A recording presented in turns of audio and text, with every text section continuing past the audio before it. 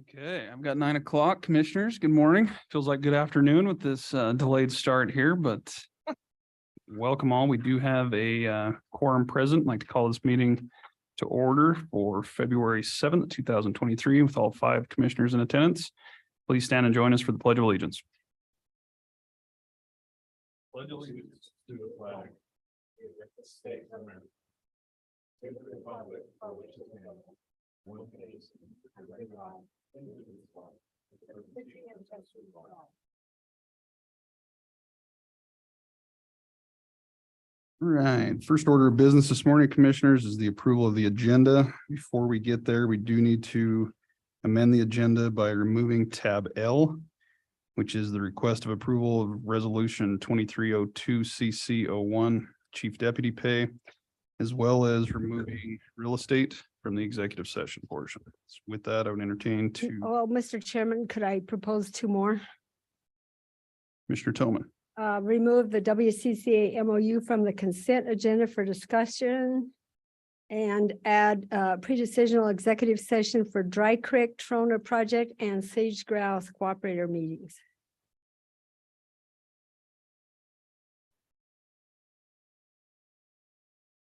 You can tell we've had 3 weeks between the 2 meetings. With those changes, commissioners, I would entertain a motion to approve the agenda as amended. So moved. Oh, Mr. Chairman, I second that. Got a motion by Commissioner Shanefield, second by Commissioner Slaughter. Any further discussion? Hearing none, all those in favor signify by saying aye. Aye. Aye. Aye. Opposed, nay. Motion carries. First up under tab A, we have a public hearing for a budget amendment for the Board of County Commissioners, Resolution 2302 CL01, which Bonnie has prepared for us. Good morning, Bonnie. Good morning, Chairman and Commissioners. This morning, we have a budget amendment, a Sweetwater County budget amendment. As the chairman has said, it is resolution 23-02-CL-01. This is a budget amendment to increase the expenditures in the general fund commissioners capital in the amount of $1,779 and to decrease the general county reserves, general reserve in the amount of $1,779. This is due to unanticipated capital expenditures in the commissioner's budget. This will need to be opened up to the public before it can be voted on. Are there any questions? Questions, commissioners? Mr. Chairman, Commissioner Tillman. I just have a question for Bonnie, not related to this resolution, but also I believe our travel budget was a COVID travel budget for the Board of County Commissioners. So that one is, we're going to have to watch. Yes, operating actually is Okay. going over. So there will be a budget amendment at the next meeting for Okay. operating expenditures. Currently, I am aware of one big voucher that is being held because there isn't enough money in the budget to pay for that. So we'll have to do some calculations and figure out how much we need to get us through the rest of the year for the commissioner's operating budget. And I plan to have that at the next meeting. Okay. Thank you. Any other questions, commissioners? Thank you, Bonnie. Appreciate it.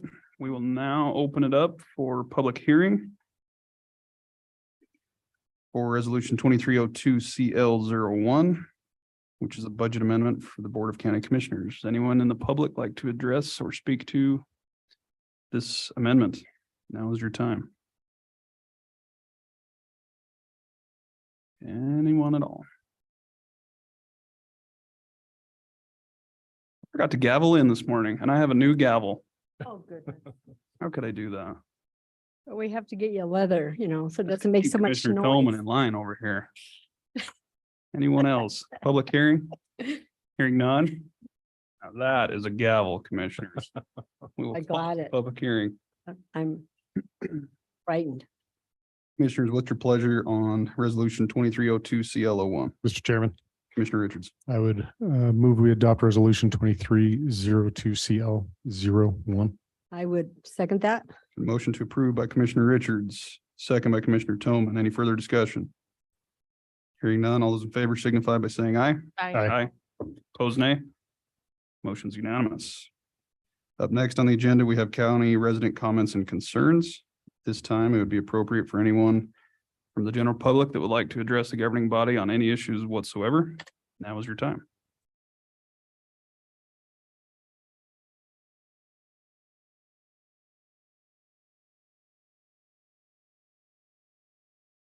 Going once. No one online, Ashley. Thank you. Final call. All right. We'll now move on to tab B, which is the consent agenda, commissioners.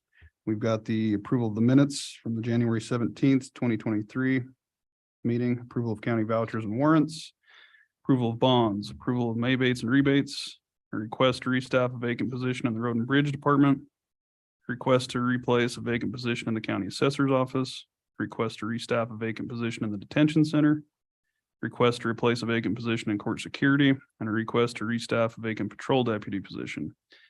We also have the approval of the WCCA counties MOU and the GFSG coordination letter, which Commissioner Toman has asked that we remove from the consent. So with that, are there any questions, comments, or concerns on the consent agenda? Hearing none, I'd entertain a motion for approval. Mr. Chairman, Commissioner Shanefield. I'll make a motion to approve the consent agenda as presented. Got a motion to approve by Commissioner Shanefield. Do we have a second? I can approve, do the second.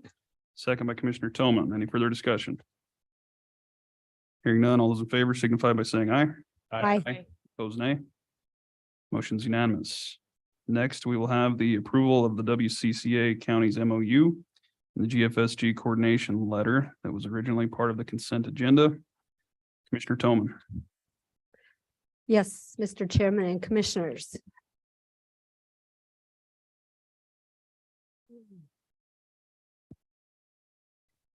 I'm probably going to ask to table this item simply because I want an opportunity to visit more with WCCA. The MOU has several issues. First of all, we never discussed the scope of this. It wasn't on a public agenda in December when we agreed to cooperate with WCCA. I don't have a problem cooperating with them, but I do have a problem with the MOU as it is written right now. Two items that are of concern are, let's see, item number, well, first of all, it seems to be a rushed project through WCCA, and they have already applied for the federal natural resource policy account money for $110,000 to fund two consultants to work with the Rocky Mountain Sage Grouse Bureau of Land Management, EIS. As I stated at that last meeting, our coalition of local governments has been working since 2010 on sage grouse. There have been 2 or 3 plans proposed and challenged, and now we are into a 9-state Rocky Mountain sage grouse plan through the Bureau of Land Management, which may be a good thing or a bad thing. The issues are, number one, that we have the most birds, and especially in Sweetwater County. We have the history, we have the research, and we have agreed to and have been cooperating with the governor and Department of Ag. So that is not an issue there. The issue is that they are saying the funding, we would be billed probably on a monthly basis to pay these 2 consultants, and then FNRPA would reimburse to WCCA. So that means we are going to be paying twice for the same project, which is sage grouse that has received funding. And they're saying it's going to be ending by 2024. Well, I hope that it would be, that there would be a final by 2024, but I am not so sure of that. Since we started in 2010, we had a plan in 2012. We had another plan in 2015. We had another plan in 2019. So this could go on for 10 years, and hopefully it's not. But I think we're tying ourselves to a monthly bill that can go on and on and on when we are ready, are up to speed, and have been doing this. The second concern is they never shared any information on the background of the consultants they have hired for $110,000. There was no background information provided on those 2 entities. So that's part of the scoping issue. And there's one more issue. Oh, the FNRPA funding was a concern because I thought we'd be accused of double dipping, but I did talk to Nolan Rapp this morning of the governor's office on the federal natural resource policy account. And he did assure me that the funding has been provided for sage grouse planning for the coalition of local governments as well as for the WCCA. So that is no longer an issue. So I just wanted to let you know that. I just would like to be able to have the opportunity to work with Micah on the two of those terms, which was the ongoing funding issue. And I could find a report here.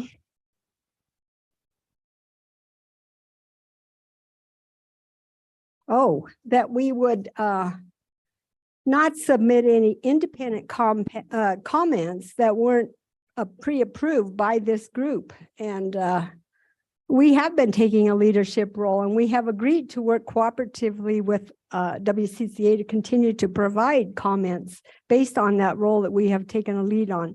But now to be asked to take a back seat almost, I think that needs to be reworded so that it's a little bit more cooperative rather than kind of indicating that we're not going to make any comments that might disagree with their comments.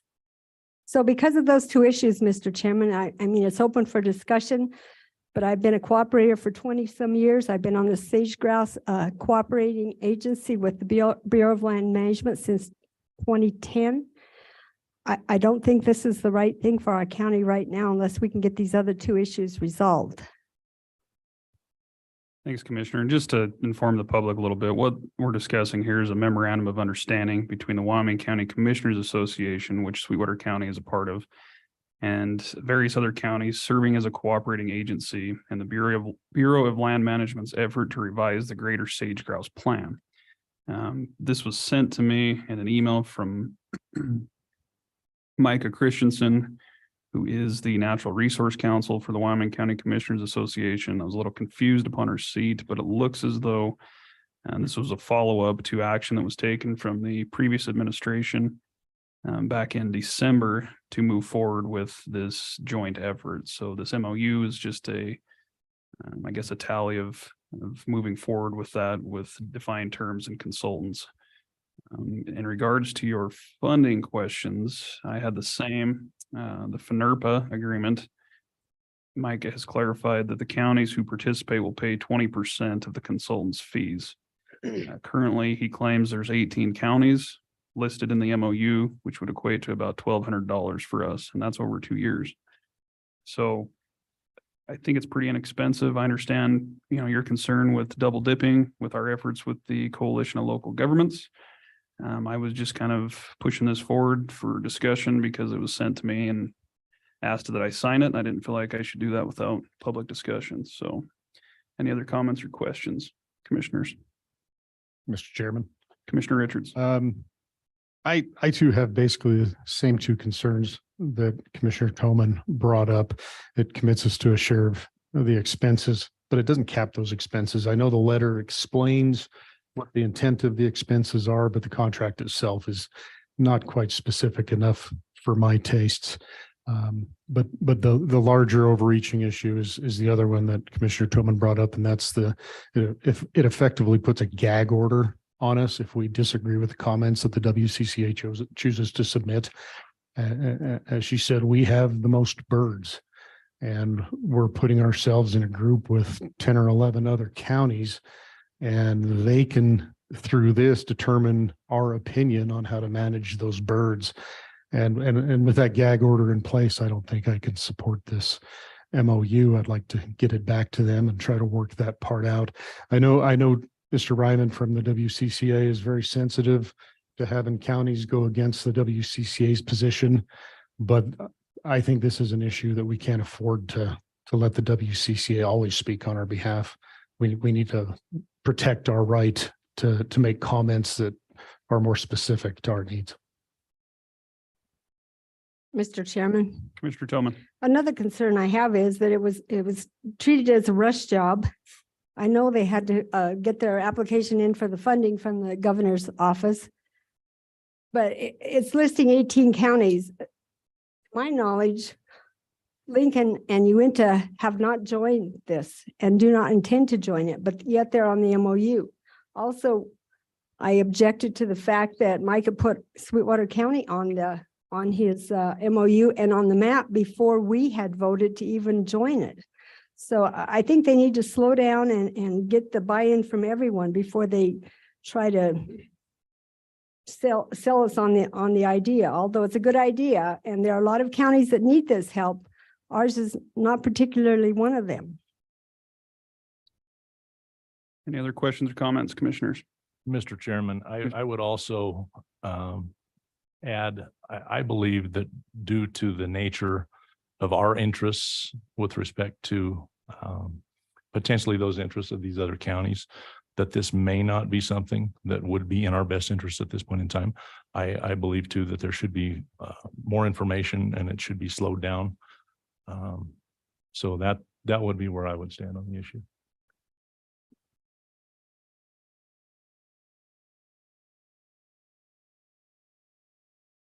Mr. Chairman, I would like to table this to the next meeting. I will be attending the NACO, the National Association of County Officials, with the Wyoming group. I'll be going to DC February 10th to the 15th, would have an opportunity to visit more with Micah to see if we can get some terminology that might be more agreeable to us. And then we might be able to take action at our next meeting if that's okay.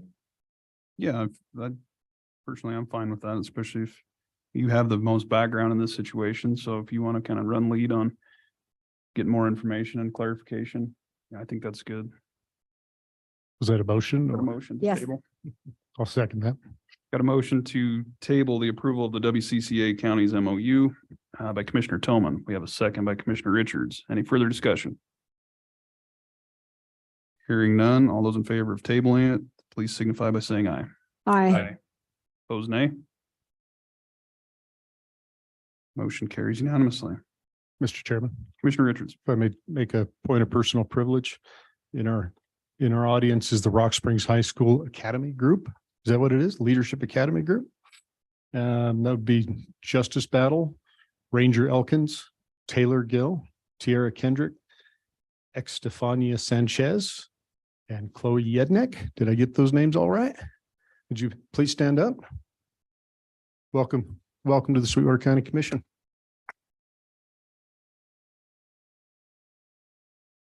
Mr. Chairman, Commissioner Tillman.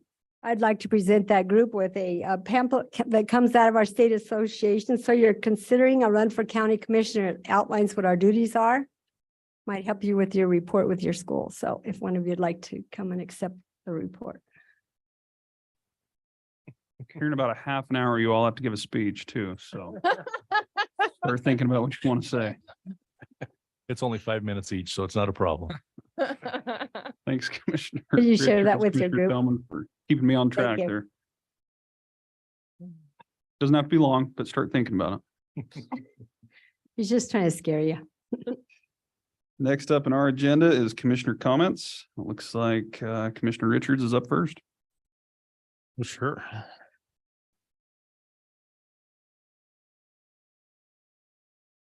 Mr. Chairman, thank you, commissioners. Hope this isn't too long. It was a busy last 3 weeks.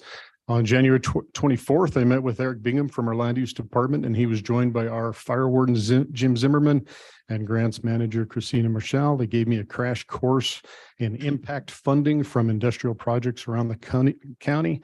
Just a warning, I scheduled an hour with them, and the education they gave me took about 3 hours and is nowhere near complete. There are 3 projects currently active that we are or should be receiving funds from, and those are the Gateway South, the ExxonMobil LaBarge Carbon Capture Project, and the Genesis Granger Project. With Gateway South, we are slated to receive a total of about 1.13 million over the time frame of the project. Of that, we've received about 360,000 so far and expended about 150,000 of that. Of note is that part of the funding is 58,000 for a fully loaded side-by-side ATV that was requested by Wamsutter Fire Department. We will be purchasing that and providing it. It's going to be used to help them provide us the fire protection services that we contract with them for. With the Exxon project, we're slated to receive about 1.21 million. Of that, we've received about 151,000 so far. and expended around 75,000, with most of that going towards the sheriff's department to mitigate some of the additional impact they've seen. Something to note on the Exxon project is that the state cut all of the impact requests by 20% across the board. So to give you an example of how that affects the funding, one of the items that Sweetwater County requested money for was an $89,000 radio repeater tower. Purpose of that is so it can be erected in the impacted area and provide radio communications to our emergency services in the area. Because of that 20% cut, the state is only funding about $73,000 of that. So decisions will have to be made about spending priorities. We can move money between line items in those grants as long as everything is notated. That's true for these impact funds. Apparently, for some impact funds going forward in newer projects, they're going to tighten that kind of thing up, and it's going to be harder to do that. So if we see cuts on future requests, it might be harder to navigate. Another issue they run into when managing the impact funds is that none of them are guaranteed until you actually get them. A project can drag on for years or go belly up. So it's a process to prioritize the spending as it comes in, especially considering that some of the impacts are immediate. The Genesis Granger project is a different animal because it was handled under a previous set of rules where it was wide open. There's no plan. They just said, okay, you're going to get funds, and 10 years later, maybe something's going to roll in. So really no one knows how much money we'll get from that one or when. Also on January 24th, I attended my first Fair Board meeting as a liaison. They are already starting the process of gearing up for the National High School Finals Rodeo, which will be returning to Sweetwater County in 2024 and 2025. And because of that, you can expect to see an increased budget for them as they begin working on their 2024 budget. That organization is looking for future venues, but it could be a tough sell because their new location requirements call for 4 indoor arenas. So if we want to pursue events like that in the future, we'll have to make some tough decisions about those kinds of investments. The Airstream rally in June is sold out, and it will be Airstream's largest rally since 2007. Horse racing improvement plans are ongoing, and they are constructing a new operations building for the track that they hope to have done by August 1st. And that should be funded by the horse racing group, though the complex staff will probably do the finish work to save some money. Fair is 6 months away, but Candy has already booked all of their secondary entertainment. They are finding it difficult to find and afford primary acts, though, so they're still working on that. At the meeting, Candy gave a year in review presentation, and she should be visiting us soon, maybe at our next meeting, to present that to us in person, so I won't spoil it for. On January 25th, I met with Gene at the Night Oil Tools building, where he gave me a tour and showed me what the plans are for it. I want to thank Lauren and Mary and our previous commissioners for the forethought they put into purchasing it. I believe that was a great investment for Sweetwater County, and I'm looking forward to see how it all comes together. On January 30th, I attended my first meeting with the Combined Communication Board as their liaison, where I started the process of learning how they operate. They have just updated their computers after about a dozen years, and the dispatchers seem happy with the improved performance. They are looking at maybe giving their old computers to area fire departments for use in training and in other areas, because after 11 or 12 years old, the computers are still newer than some of the ones that those fire departments are using. One piece of information to note is that WyoLink has completed their push to talk network, and Sweetwater County will be the first county in the state to test it. Speaking of WyoLink, the Senate put $20 million in funding into the budget bill to permanently fund it through WYDOT. That barely passed, so we'll have to watch and see what happens to that in the House. Their IT director, David Halter, gave me a tour of the facility and briefed me on the technology they use, including some of the challenges that come along with it. It's pretty interesting. And if you've never been there, I encourage you to give them a call and go take a look. He also presented their year in review report, and I think you should have all received it through email, but I encouraged him to attend a meeting and present it to us in person in case there are any questions. I'm happy to report that the Sweetwater County Outdoor Recreation Coalition has invited me to join their steering committee, so I will be attending my first meeting with them on February 13th. I'm really looking forward to being part of that group, as outdoor recreation is one of my personal passions. I did not get to attend the January meeting of the library board because we were in Cheyenne for our County Commissioners Association meeting. but I plan to attend their meeting on February 21st so I can introduce myself and start learning about our county libraries. The boards that I'm involved with are unanimous in their approval of our return to a liaison system, and they're all looking forward to robust two-way communications with us. And along with many others and a few of you, I attended the Hospital Foundation's Red Tie Gala this last weekend, where we had a great time raising money for a great cause.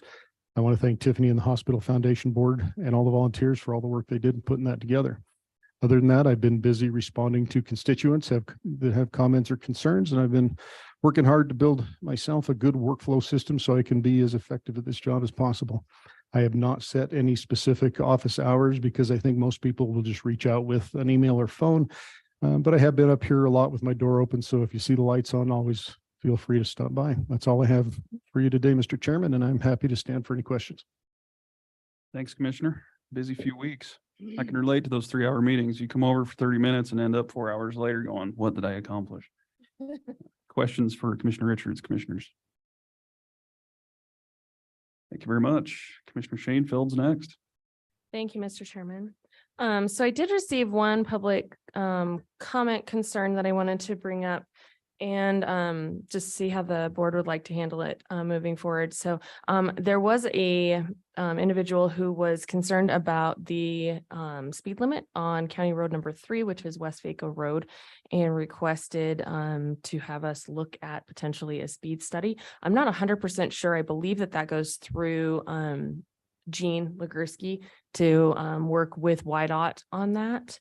But if it's okay with everyone, I will touch base with Mr. Legursky, and then we can see how we should proceed forward. Yeah. I spent a considerable amount of time, as well as my fellow commissioners, working with our legislators during this session, really to protect a lot of our special districts and our county and the funding that we survive on currently. So we know property tax is a huge issue for certain pockets of population across the state. However, I just wanted to bring up that I really believe we have to work through the details and not just slash the districts that local voters have chose to support in our county. And I think that this goes without saying, Sweetwater County, we support ourselves. We work through the issues that we have within our communities. And we're very proud of that fact. And I think that I've had some very robust conversations with our local legislators and some of the statewide legislators. And I think that we have a lot of room to work in the interim to work through some of these tax issues and try to figure out what's best for not only the state as a whole and the citizens as a whole, but really protecting Sweetwater County and the districts that we have within. I have had a few recent meetings with Carbon Capture Incorporated through SEDC. Had some great conversations with them about their plans and their involvement in the community. They're excited to be a part of our community and to bring some things back to our community as well. And we have a SEDC board meeting coming up on Thursday. And I had the opportunity to attend the Red Tie Gala as well. So I'd like to tell our hospital, the volunteers, the Hospital Foundation, Tiffany, and everybody that was involved in donations for that event. Thank you and congratulations. It was a wonderful event as usual. I think everybody's excited to get back out into the public and to be involved in community events moving out of the COVID realm. And I also had the opportunity to I've spent 2 weeks last month in Cheyenne, one of them for County Commissioners Association meetings, and then also spending some time with the legislature and for my job. So I think that is everything that I have, and I'll stand for any questions. Thanks, Commissioner. Any questions? Very good. Commissioner Toman, you're up next. A lot of issues, a lot of things happening. I'll try to keep it brief as I can, but there are many, many things to talk about. I've been working on setting up our Federal Partners Day in April with all of our federal partners. Looks like probably the second meeting in April will be our Federal Partners Day. I received a letter of acceptance from the Secretary of the Interior, Deb Haaland, that I have been appointed to the Wyoming Bureau of Land Management Resource Advisory Council for a 3-year term. It's an advisory group that gives recommendations to the Bureau of Land Management in Wyoming. So I'm excited to get to serve on that. We'll have our first meeting in March. I attended over 4 hours of Bureau of Land Management pre-decisional cooperator meetings. One was for our Dry Creek Trona project, and the other one was for our sage grouse plan. I'm also would like to ask some commissioners if you're okay if I request to be a cooperator for the grazing regulations and for the upcoming solar programmatic EIS. So if you have concerns, let me know on that. Otherwise, they will probably be sending us an MOU to join the discussions and planning for those plans. I signed the Energy Corridors MOU that we had agreed to earlier. Attended the WCCA Legislative Conference in Cheyenne on January 17th to 20th, and I want to applaud my fellow commissioners. All of us were in attendance, and we were all able to participate in the new commissioner orientation, the cooperator training, and the legislative half-day review session of all the bills that were being proposed at that time. So it was an exciting time, and I want to thank my fellow commissioners for making the effort to spend that week there to be there, to learn more about our jobs and to participate. I met with Tim Knight, the IT, my liaison for IT. I'm scheduling the Young at Heart liaison meeting. I met with Cindy Johnson, Joint Communication Board, regarding WildLink, and got involved with the rest of my fellow commissioners in asking the legislators for support for the WildLink project. I attended on January 25th, our Coalition of Local Governments meeting in Lyman, where for 4 hours once a month, we review all these federal plans and projects. It was exciting to have Trinity Lewis, Congresswoman Hageman's state director, asked to be on those meetings because she said it's the best way to get up to speed on all the federal projects that are happening in Southwest Wyoming. And now I've been contacted by Lummus's staffer, Lindy Lynn, who also wants to be a part of those calls because it's a great opportunity to know what is happening with all of the federal plans and projects in Southwest Wyoming. So I invite my fellow commissioners to please try to attend one or more of those meetings in the future, just to get a feel for all of the issues that we're discussing, and you will see the agendas as they come to your email boxes. Let's see. I want to thank the governor for sending a joint letter to Biden opposing the new federal water definitions, waters of the USA. The big issue is that he is defining any puddle of water on any piece of land as being waters of the USA, although it doesn't go anywhere. So that is a huge concern.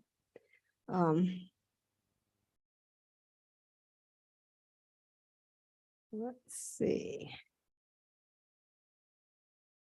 Oh, the snow emergency. There's a special column on Cowboy State Daily. Kat Urbachite has done an article on the snow emergency in Southwest Wyoming. It is becoming more critical.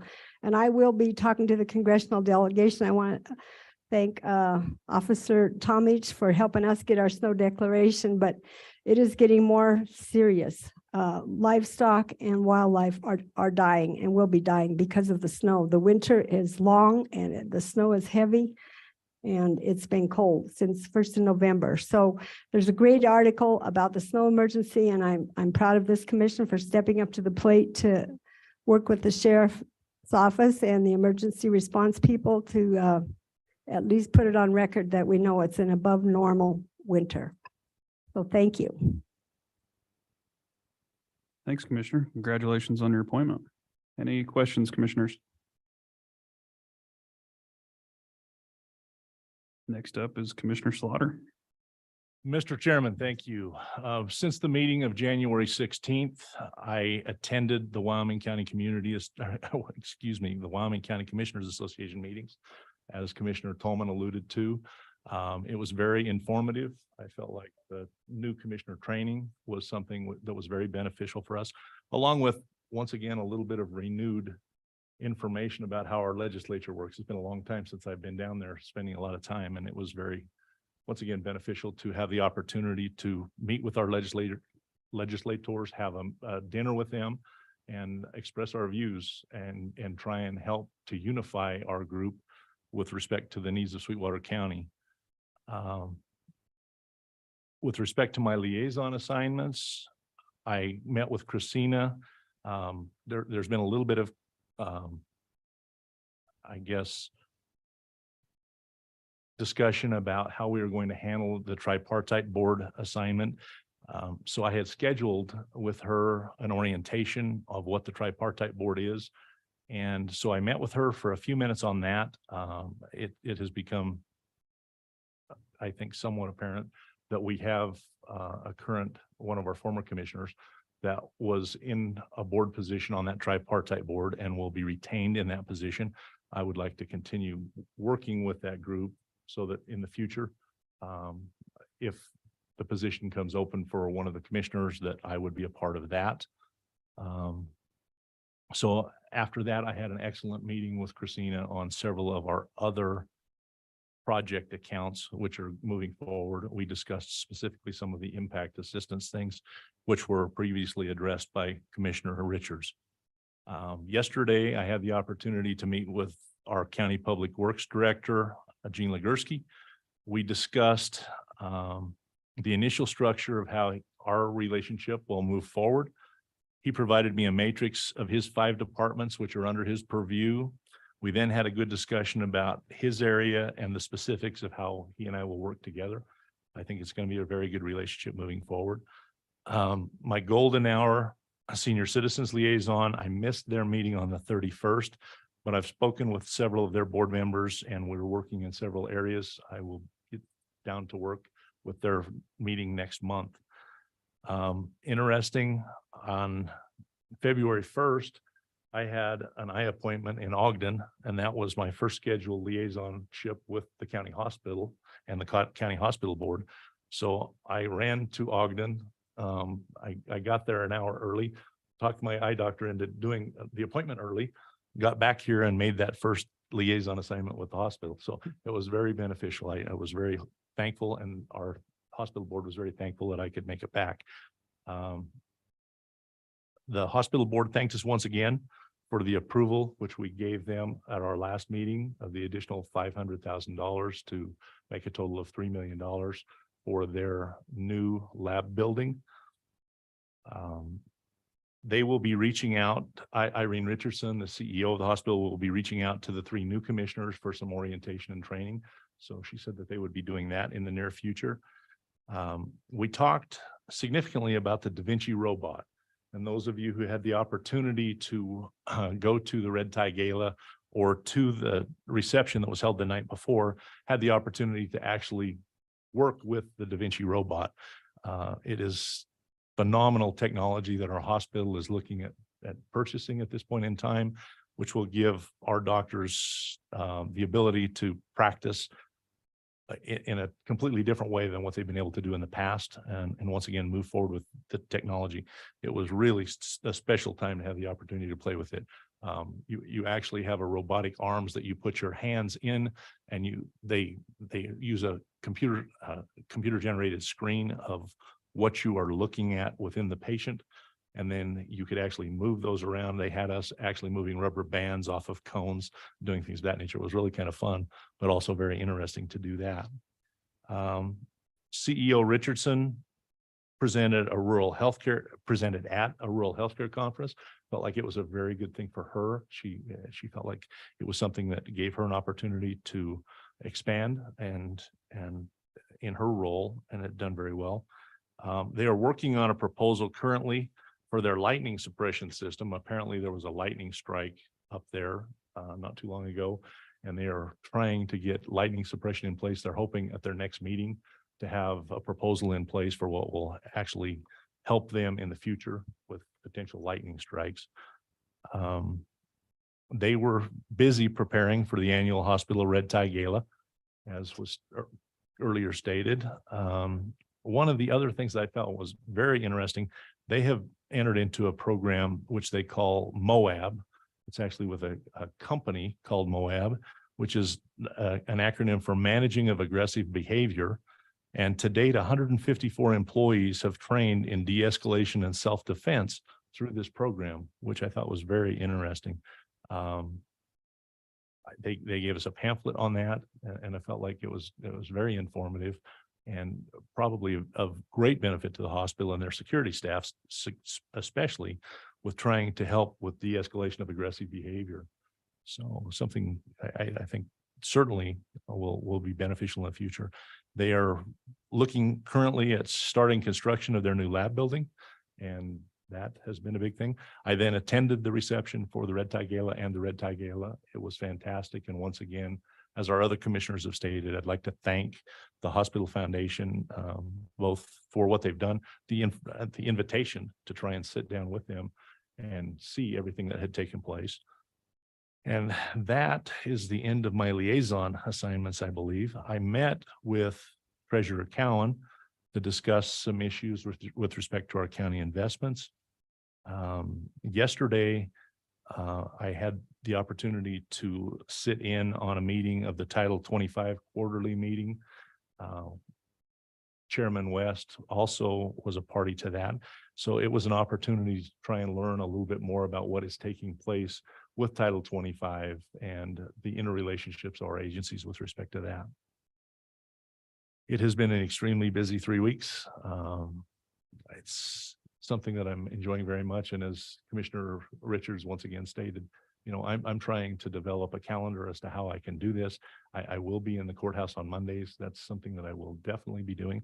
But I will continue to try and figure out the best way to work forward with this. Thank you. Thanks, Commissioner. Good report. Any questions for Commissioner Slaughter? Okay, I guess I'm last. To follow up to Commissioner Shanefeld's comments on the West Vaco Road, looks like Gene just responded that they did do a speed limit study in 2017. And the recommendation on County Road 3 was to raise it to 65 miles an hour. Sounds like there's some agreement there, but he states that there should be added turn lanes for the 8-shaft approach, and the 5-shaft approach needs to be redone. So it sounds like those are on his radar, and I wonder if that contributes to that. So thanks for that, Gene. I forgot to mention before our last meeting that I'd met with Sheriff Grossnickel on January 10th to learn more about the operations in his department. And we had a good chat, and afterwards he and some of his staff gave me a tour of the department and the detention center afterwards, which is a pretty eye-opening experience for those of you who have not done that. I would recommend it. It's always good to be on the proper side of the bars too. I look forward to visiting more with Sheriff Grossnickel on their operations and particularly on the mental health issues the county's faced with and really the community. I enjoyed our trip to Cheyenne, as many of you have alluded to, the 18th through the 20th, to learn more about the WCCA process and to meet with our local legislators to help push issues that are important to Sweetwater. I commend our delegation for their hard work down there and their willingness to listen, even if we didn't always agree. Lots of bills this year to track, so they're definitely busy. I've spent the last 2 Fridays on Zoom meetings as your board member for the WCCA, the Wyoming County Commissioners Association, tracking bills and hearing updates from Jeremiah on the select bills that the organization has kept a close watch to, which obviously are those who may have the most effects on Wyoming counties. Nothing much to update you on there. Most of you were keeping a close eye. The big win last week was the Wild Lake Amendment and getting that funding placed on the general fund, barring any conference committee issues. Yesterday, as you all saw, Senate File 110 died in the Senate, which relates to the exemption of personal property tax. There's, like I said, lots of bills. I think there's almost 300 in the House between bills and joint resolutions and 200 in the Senate. So it has been quite difficult to keep up with them all, but definitely a busy year. On the morning of January 25th, I attended my first Board of Health meeting. Figured out why none of you wanted that one at 7:15 in the morning. Not much on their plate for the month, other than they're continuing to track COVID, RSV, and influenza numbers during the flu season. That same day in the evening, I attended my first Southwest Counseling Board meeting. Again, I realized why there were no volunteers for that one. So it's a very complex board, I've learned, and one that is extremely crucial to our community and the ongoing mental health struggles that the county's faced with. This is an area I have honestly little background in, which is exciting in the event of being a learning opportunity, while also proving to be quite the challenge at that over the last few weeks. Nonetheless, I look forward to the education and striving to make a positive impact in whatever avenue that may be. The main takeaways from their meeting was the agreement between their board and the Board of County Commissioners. The veteran commissioners here are likely aware that the commission approved an agreement, but their board still has not.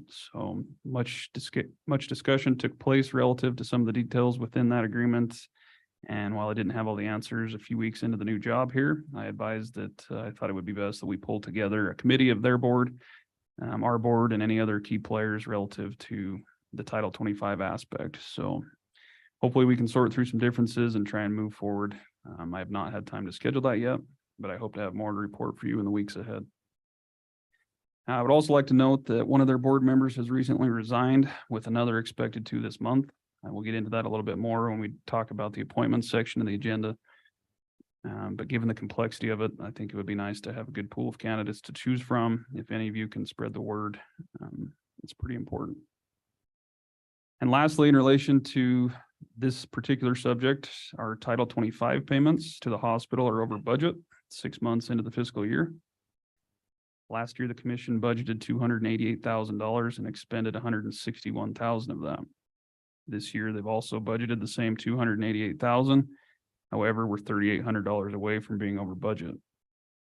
Now, we are actually unable to pay January's voucher without amending the budget. So look for that at our next meeting and know that it, along with other issues that I've mentioned, will continue to be on my radar as the year progresses. As Commissioner Slaughter alluded to, yesterday I attended a quarterly Title 25 meeting with various community stakeholders. Not too much to report there. Just sounds like more of the same ongoing issues. Biggest questions were relative to ambulance transfers, particularly those to the Wyoming Behavioral Institute in Casper. Currently, the hospital claims to be paying the tab for those transports, and so the question was raised as to whether the sheriff's office could assist with that, as it would be a cheaper cost. And furthermore, regardless of which one, if there's any reimbursement from the State Department of Health for either. So I'm sure more will come of that as well. Yesterday, I received a phone call from NACO, the National Association of Counties Leadership Academy, asking if any county elected official or even a county department would be interested in their 12-week online leadership course. There's a $1,000 scholarship for the first enrollee, which lowers the cost of the course from just shy of $3,000 down to $2,000. So if anyone is interested, please let me know and I can relay that information accordingly. And lastly, I would ask that the county clerk's office uploads the fiscal year 23 budget onto the website for the public to have access. Tried to find that myself and couldn't, and then realized that I have access to the different drives at the county. So that's kind of nice, but it's not on the website halfway through the year. So if we could get that uploaded, that would be beneficial. And I couldn't help but notice on my way over that I think it's time for State Treasurer Kirk Meyer to take his signs down. So I would ask the clerk's office to reach out to him and instruct as such. And with that, commissioners, that concludes my report. I'd stand for any questions. Mr. Chairman, Commissioner Richards. I know we've struggled with Title 25 for decades. What seems to be driving these increased costs lately? I asked that very question yesterday at our quarterly. I didn't get much of an answer for you. Basically what came of it was a busy summer. I don't know, many of you probably know, but the first 72 hours, if a patient or an individual is deemed as titled, is the county's expense at that. And that doesn't include weekends or holidays. So that's all I got. They've had more titled individuals. So I hope to have more information on that. Like I said, it's been kind of a lot to digest and take in, but I should know more in the future. Thank you. Any other questions, commissioners? Oh, yes, Mr. Chairman, I want to thank the Sheriff's Department and Emergency Management Service for conducting the Certified Emergency Response Training Program last weekend. And I hope you'll be doing more of those. I would like to participate. I just wasn't able to do that last time. So thank you very much.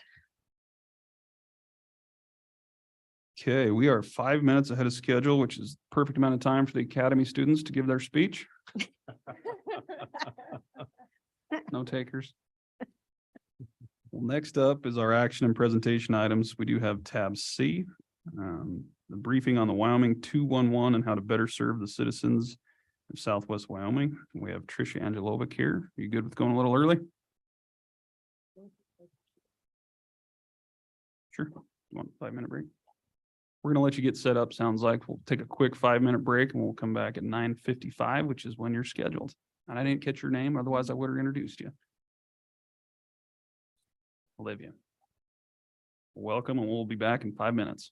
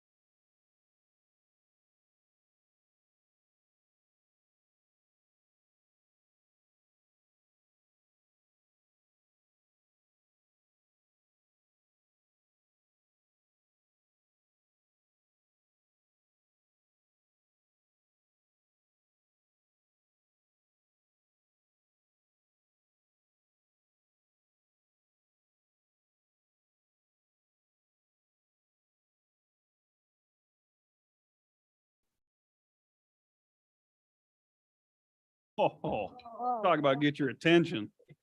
Oh, rubber, we have rubber, I'd like to point out that was not part of the budget amendment. Okay, that's a gift leather, from your leather chairman. poster. Yeah, Right, yeah. man, Welcome back all. You do have a folder from Wyoming 211. We're back in action on tab C. And we have Tricia and Olivia here with Wyoming 211. Morning, ladies. Good morning. Morning. Can you hear us? You have to talk into the speaker though, because people won't be able to hear you online. All right. My name's Tricia Angelovic, and I'm the Associate Director with Wyoming 211. And with me, I have Olivia Schoen. She's the Marketing and Development Director with Wyoming 211, and she's here visiting from Cheyenne. We're happy to tell the Sweetwater County Commissioners and Chairman about 211. We are a free and multilingual service available to everyone. Caregivers, health and human service providers, law enforcement can call us when they are helping clients in need. We have information about services offering food, shelter, physical or mental health resources, support for veterans, seniors, persons with disabilities, and so much more. What types of calls do we receive?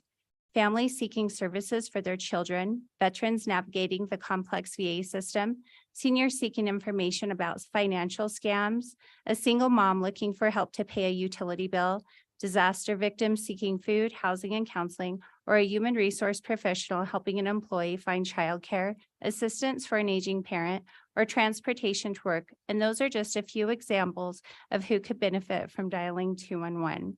So, we'll get into our slideshow. What is 211? We were launched in February of 2011. Wyoming is a statewide helpline and website which helps provide free and confidential health and human services. On February 11th is National 211 Day, and the governor proclaimed this our day, and we will be hosting events statewide. We reach out to link information and citizens to local resources, both government and nonprofit agencies. Our mission is to be a trusted and responsive provider of information, referrals, and support regarding health and social services in partnership with communities. Our vision is to be a trusted and responsible source for partners and community members.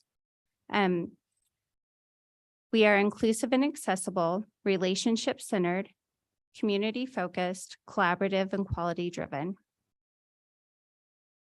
So I like to explain that 211 is really to help the whole person.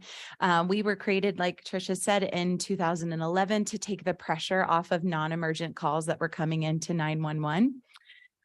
So I like to give a scenario of a single mom who might live in Sweetwater County. She has 2 kids. She's run out of food for the rest of the week and is not really sure how to feed them. If she were to call 911, they would say, ma'am, that's not an emergency phone call. If she would Google and she had access to internet and said, I'm hungry, that would be annoying because it would just pull up restaurants that she can't afford. But if she calls 211, she's connected to one of our community resource specialists who are skilled in taking phone calls from people who are in crisis and can talk to them about what her immediate need is. And for this mom, she thinks her immediate need is, I'm out of food. So based on her zip code, we can tell her what resources in our database are available to her in her surrounding areas.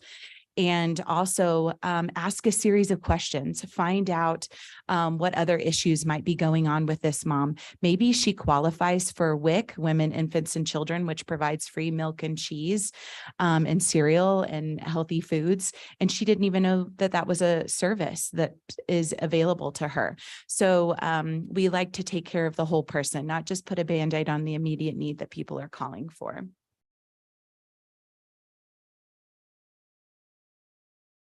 The governor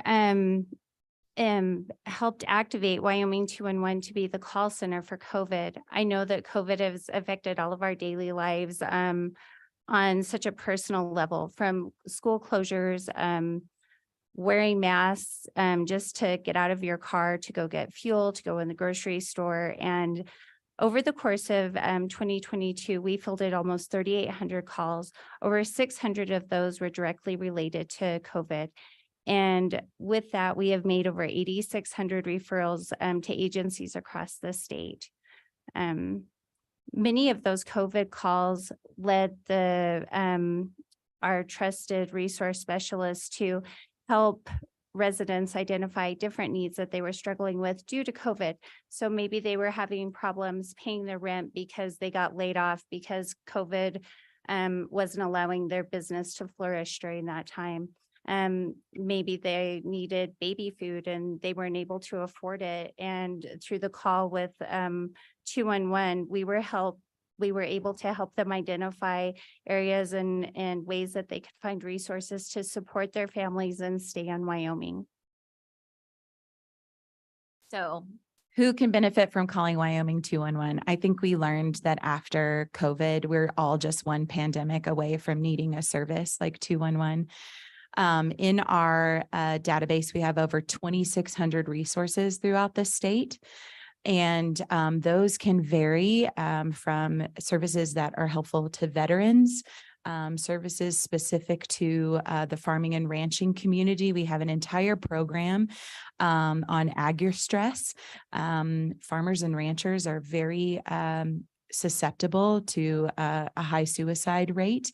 And we have a community of resources just for that farming and ranching community. As you see here, aging and disabled population, and families with young children. So we really do serve everyone. You may not know that 211 also is a trusted source for the Department of Health in the state of Wyoming. We provide statistical information and help communities find areas where they're having gaps in services, and we help them look at what callers are calling for and then assess those areas of need and help them bring in resources.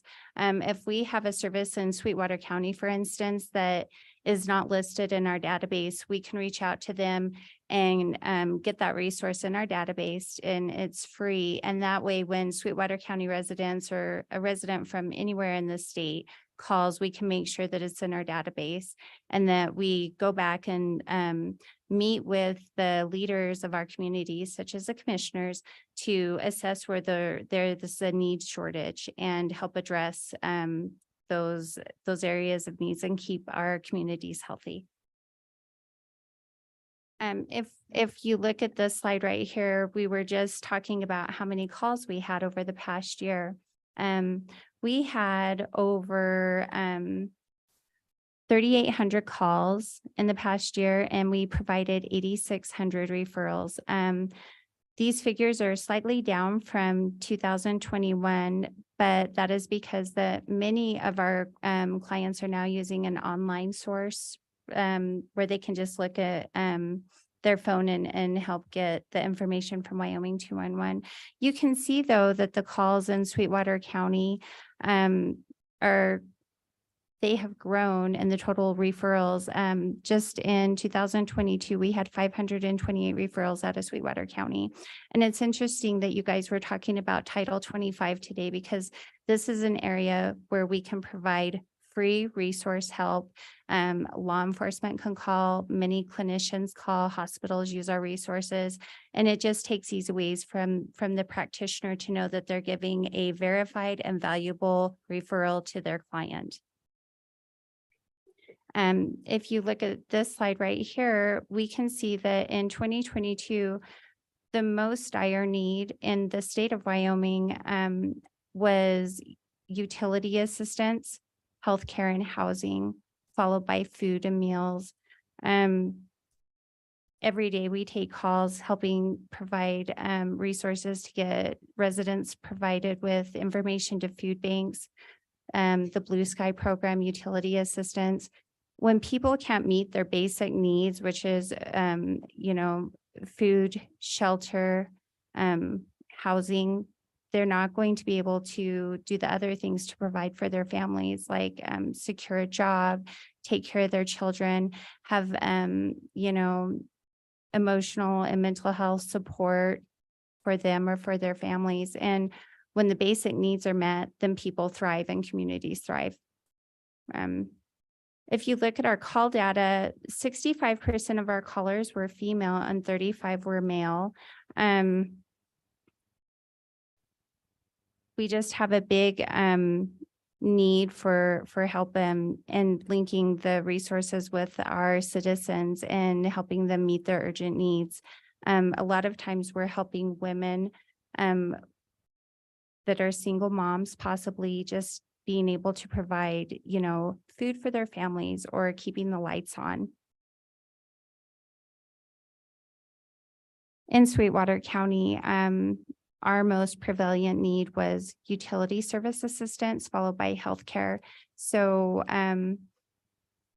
the categories are listed below. We had 110 calls for utility assistance, 108 for healthcare, 83 for housing, and 70 for food and meals, followed by transportation.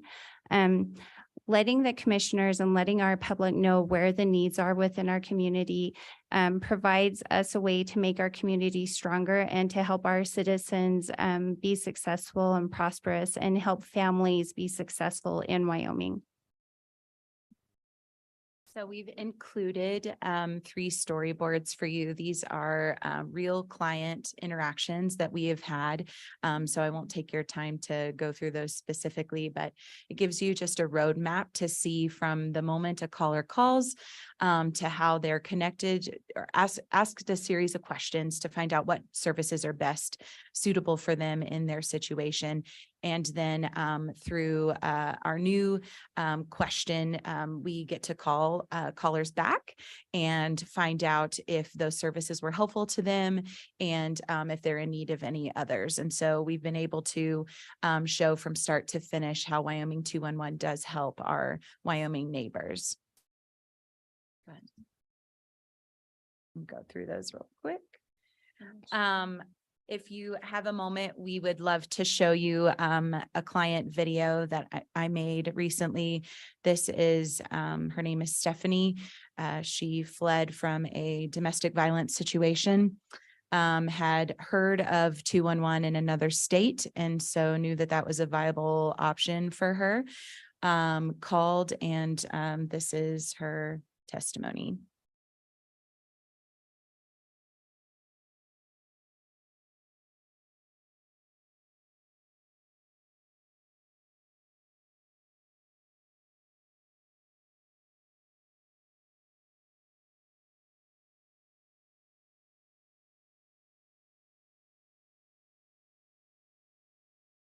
And it might not work, but I have it memorized anyway.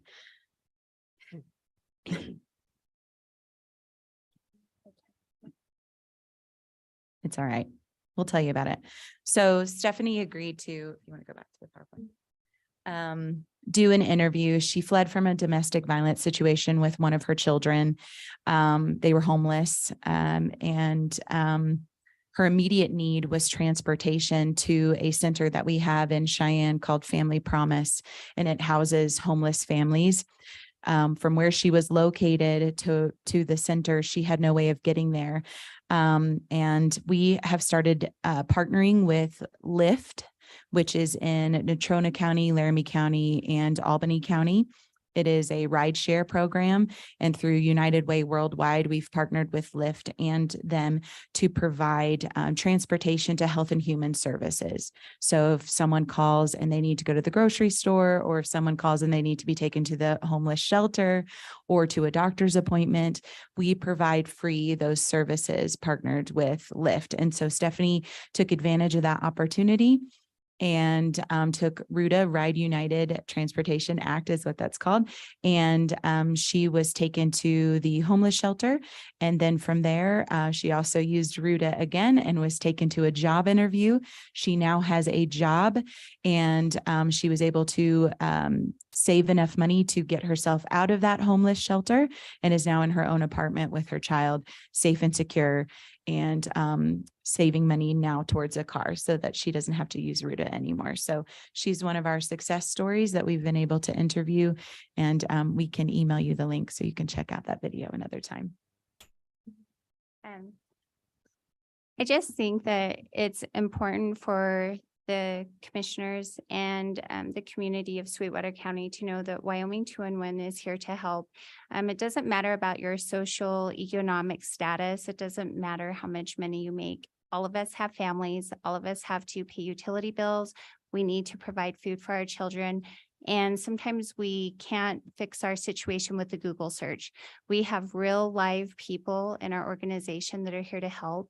And if we can't help, we will refer to the correct agency and get you the support that you need. I know Title 25 is a big issue across our state, and we have the resources to link our citizens with mental health providers. We have the resources to link people to services just to help them do better in their lives, and anything that we can do to support or make Sweetwater County a more caring and comprehensive community, we're here to help. I think one thing we forgot to touch on, there's 3 ways to contact Wyoming 2-in-1. Yeah. We skimmed over that. You can obviously pick up your phone and press in the numbers 2-in-1. You're contacted with a real human being, Monday through Thursday, 8 to 6, and on Fridays, 8 to 5. And then we also have a texting option. So you can text your zip code to 898-211, and that's an interactive texting app. And then our website, we just launched a brand new website. It is incredibly accessible. It's got all kinds of visual changes you can make on it if you're dyslexic or if you need a bigger font. We're one of the few, it's pretty cutting edge. We also have 8 different languages you can view it in as well. So that has our entire database is available through our search engine on our website as well. Thank you so much for your time, and we'd love to open it up to questions that you might have. Thanks, Tricia and Olivia. That was very informative, and I'm embarrassed to admit that I haven't heard much about Wyoming 2-in-1, so I found That's that why very we were interesting. hired. No, it's you guys do a good thing for a lot of various, avenues and resources that are needed within the community. Questions, commissioners? Commissioner Tillman. Yeah, how are you funded, and where are your call people housed?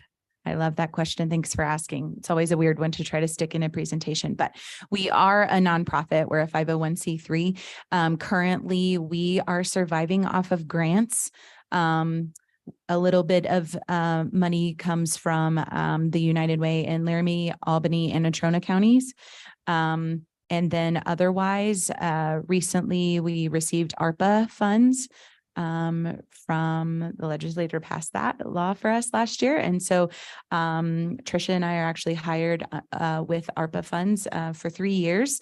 So our goal is to, in those 3 years, to make us self-sufficient outside of grants. And we're hoping for donors and corporate sponsorships. So we're working really hard on that this year. What is your budget? Where do you make, who works and where do they work from? That's right. Sorry, I forgot that question. So our call center is in Cheyenne, and our executive director and I are both located there. Tricia is here. And then we also have a program called Kinship Connection, which is kind of under the umbrella of Wyoming 2-in-1. And one of our staff under Kinship lives in Casper. Mr. Chairman, if I could, Commissioner Slaughter. Along with what Commissioner West stated, I've not heard a lot about 2-in-1, and I feel bad about that because it sounds like an awfully good organization. Obviously, financial assistance is something that the county could help you with, but what other things could we do to help you here in Sweetwater County get the word out about 2-in-1? We're so happy that you asked that, actually. Our goal is to get in front of as many, partnerships and citizens as we can in Sweetwater County, medical providers, schools. We want to let the citizens know that we're here to help, that we have a database of over 2,600 resources, and we're growing that every day. We're looking to let these professional providers, such as law enforcement, know that if they have a client and they're not sure how to assist them, that if they call 2-in-1, text if they're in a situation where they can't talk, that we're here to provide resources and help them get the answers that they're looking for. We're taking the pressure off those medical providers and professionals so they can do their jobs and know that the referrals that they're giving are good referrals and that their client will be helped with those. So also, I'd like to add that if the commissioners need any data reports, I actually do all of our data computations, and I can look at statistics for Sweetwater County and help you greater assess the needs and maybe areas where we're needing to grow and provide more for our citizens. So, and those are things that we do for the state of Wyoming Department of Health. We work with the Cheyenne Regional Hospital and the Casper. So we're comfortable giving those statistics and looking, you know, when you're helping improve your community, we're here to help also. I know each of us as commissioners are out and about in the community a lot. Tomorrow, for example, I'm speaking to the Kiwanis Club in Rock Springs. And this is something I will bring up at the meeting tomorrow morning to help try and get the word out. And I think if we continue doing things like that, you'll see much more success with it also. So I commend you. Thank you. Any other questions, commissioners? Well, thank you both for your time and for bringing this to our attention and explaining the good things that you do. And we look forward to more success in the future. Thank you. Thank you very much.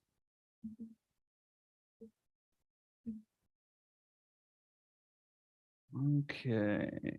Next up, commissioners, is tab D, which is the Sweetwater County Innovation Launchpad SCIL 2023 Startup Competition.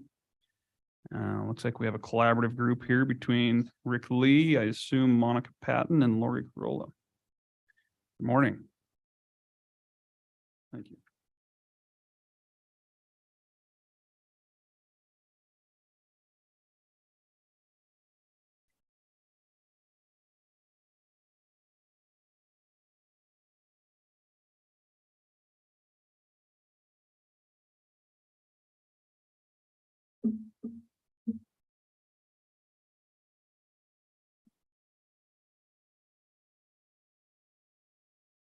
Hello, so Impact Sweetwater is a collaboration between the University of Wyoming and Western Wyoming Community College, which is made possible by EDA CARES grant.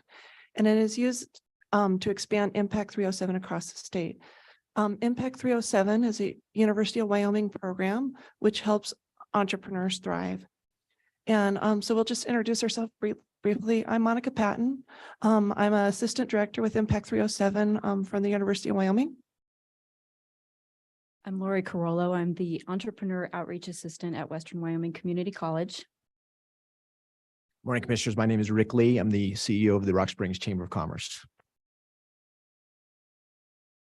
So Impact 307 helps entrepreneurs through mentorship, startup competitions, entrepreneurial events, and in some locations, incubators. They also help by holding events to help support local entrepreneurs. And the mentorship is provided by me, and I'm a Sweetwater County local. So startup competitions provide resources for entrepreneurs and give them a chance to compete for seed funding during a public pitch night. The seed money is fundraised locally with the exception of some occasional additional money from statewide sources.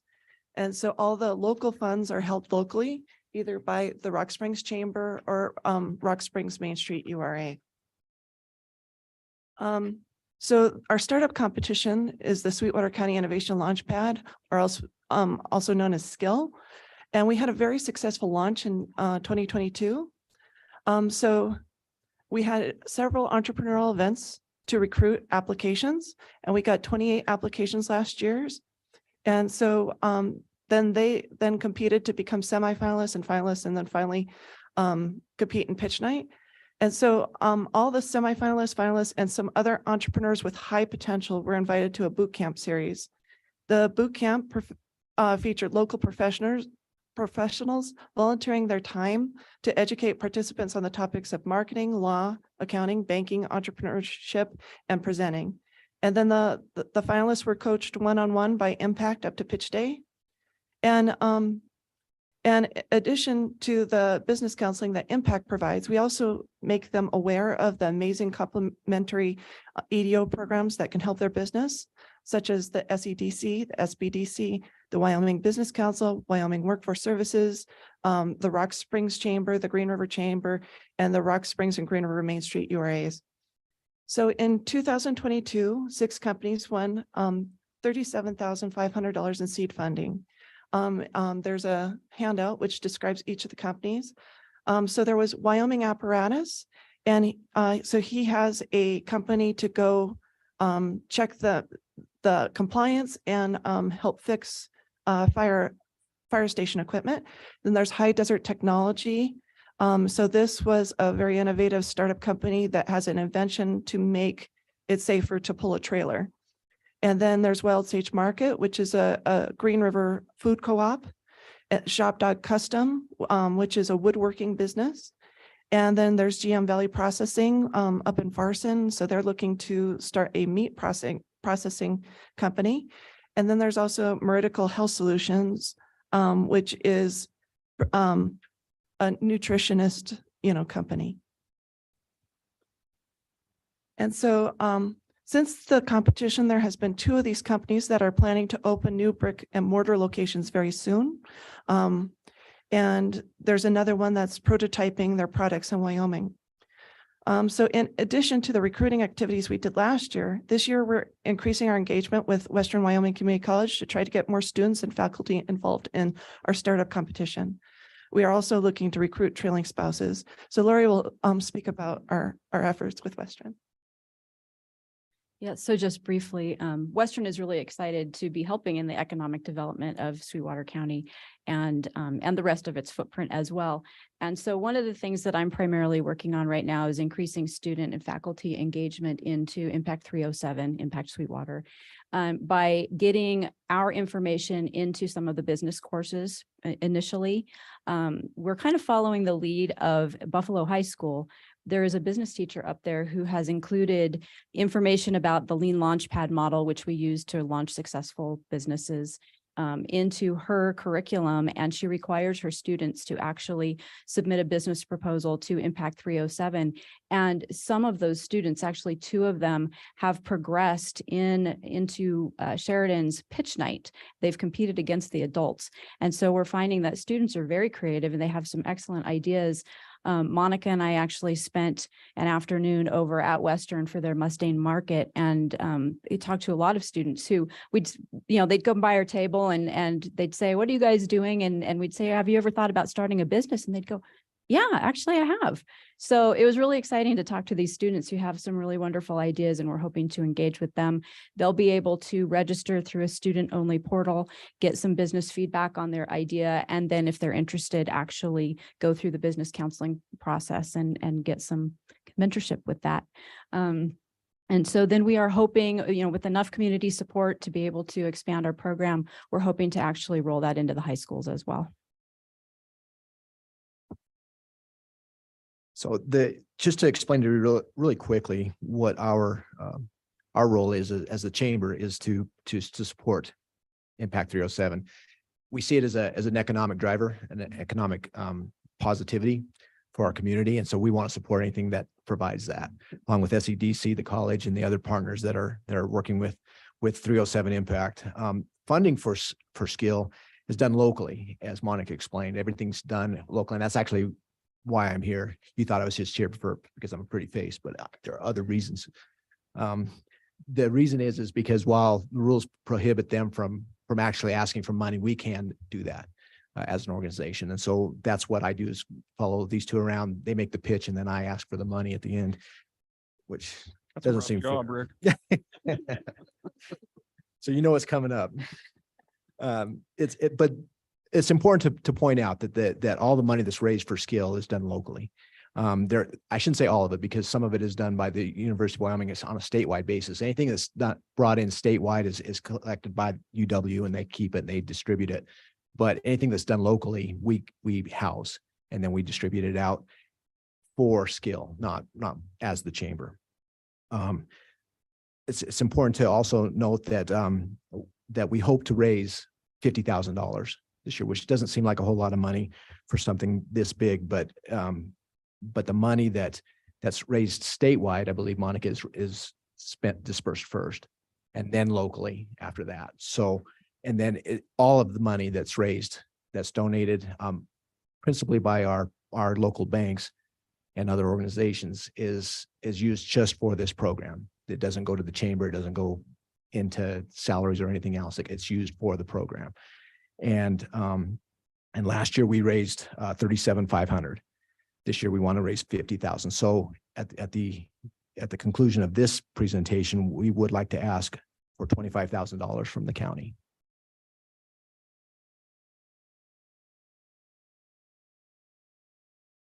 And with that, we'd be happy to take any questions that you have. That concludes the presentation. We'll take your money here.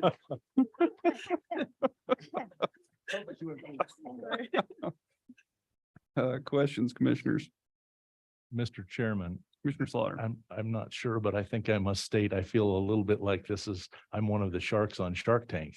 There are some similarities here. Just a quick question with respect to how these businesses and their business plans are judged with respect to these and how they're awarded. Yeah, so for the semifinal selection, they give a presentation on the problem that they're solving for the customer, the solution that they came up with, what they know about their customer. And then that is looked at by local judges, and then they determine who will go on to the next round. And then for the finalist round, we add all those topics plus what they know about their market. And so they'll give a pitch presentation, to get into that finalist status. And then they'll work with me. So usually once they become a semifinalist, we'll do biweekly meetings to help coach them. And then when we get up to pitch night, sometimes it's weekly, sometimes it's more than once weekly, to get them ready to do pitch night. And so with pitch night, then we have the, problem, solution, customer, market. We also have them do 3-year financials. We have them do milestones, talk about their marketing plan, and then also their sales strategy. And then we have local judges figure out who the winners will be. And then they also figure out like how much each one would get out of that seed funding. And then the judges suggest milestones. And so all the seed funding is released against those milestones. So we make sure that the companies are progressing with the money. And then if there's any company that can't reach milestones or, the economic climate changes and they can no longer pursue their business, then that money is, still held by the Rock Springs Chamber or the Rock Springs Main Street URA to be used for future competitions. Thank you. Mr. Chairman. Commissioner Shanefield. Thank you.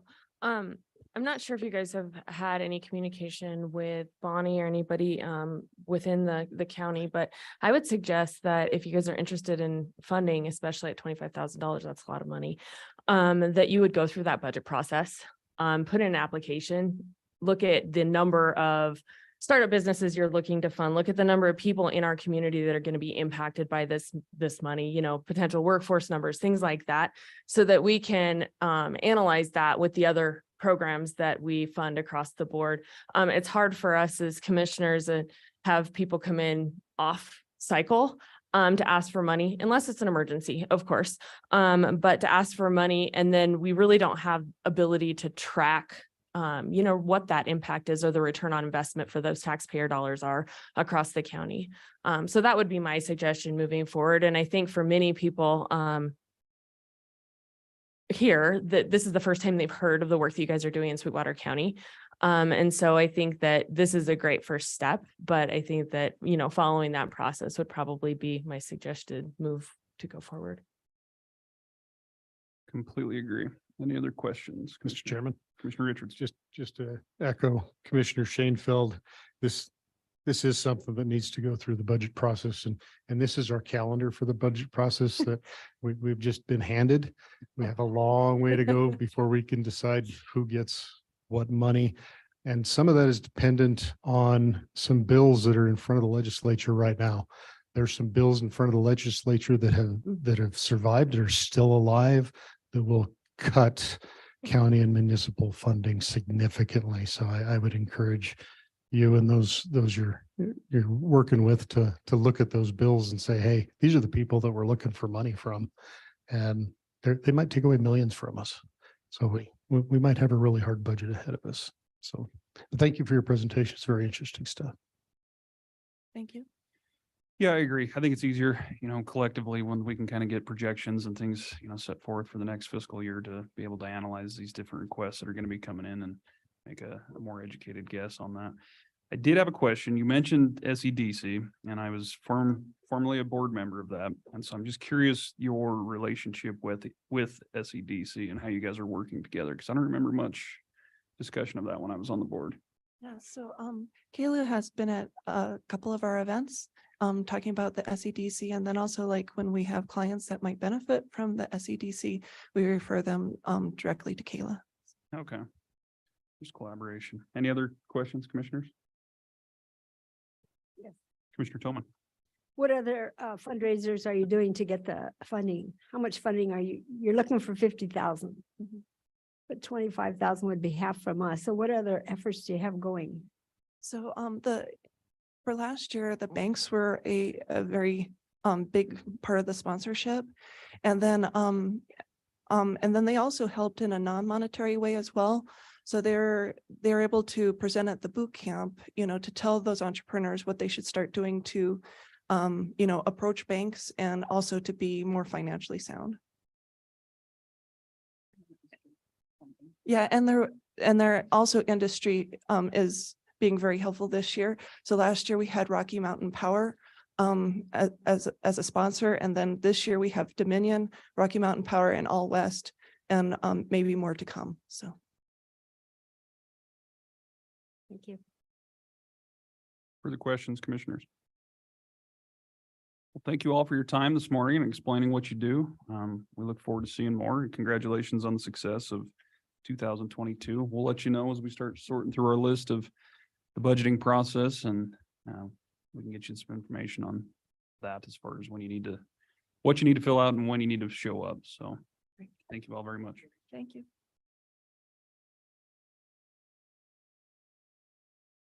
All right, commissioners, we are right on schedule. And up next on tab E, we've got a proposal for limited overnight use of appropriate county parks. And we do have Mr. Bud Allen here, the district executive for the Boy Scouts of America. Morning, Bud. Good morning. Excuse me. All right, I appreciate you having us here today. And to start off, I need to apologize to the commissioners and to Gene. If my wording on my proposal as I put it out did not come across, I understand it came across passive aggressively, and I apologize for that to you guys and to Gene. I was trying to not do that, but I understand I did. The scout loss is a scout is trustworthy, loyal, helpful, and the next point is friendly. And I guess in that case, I didn't do a very good job of exemplifying that. Anyway, I think you've seen our proposal, and our request is that we work out a way that we can use certain county properties, county parks for an occasional overnight scouting activity. Pioneer Trails picnic area in particular is the biggest one in question. That Bowery, the pavilion there is just a fabulous opportunity for us to conduct adult trainings and to be the center of some of our camporees and troop and Cub Scout activities.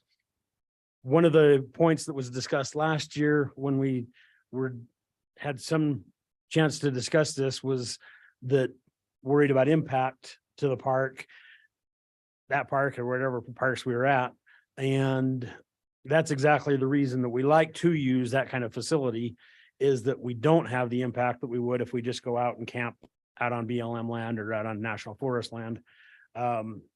Having that concrete and steel pavilion and gravel roads and those things, we can have 50 or 100 people out there and not have an impact that we would if we just go out and have a remote camp somewhere.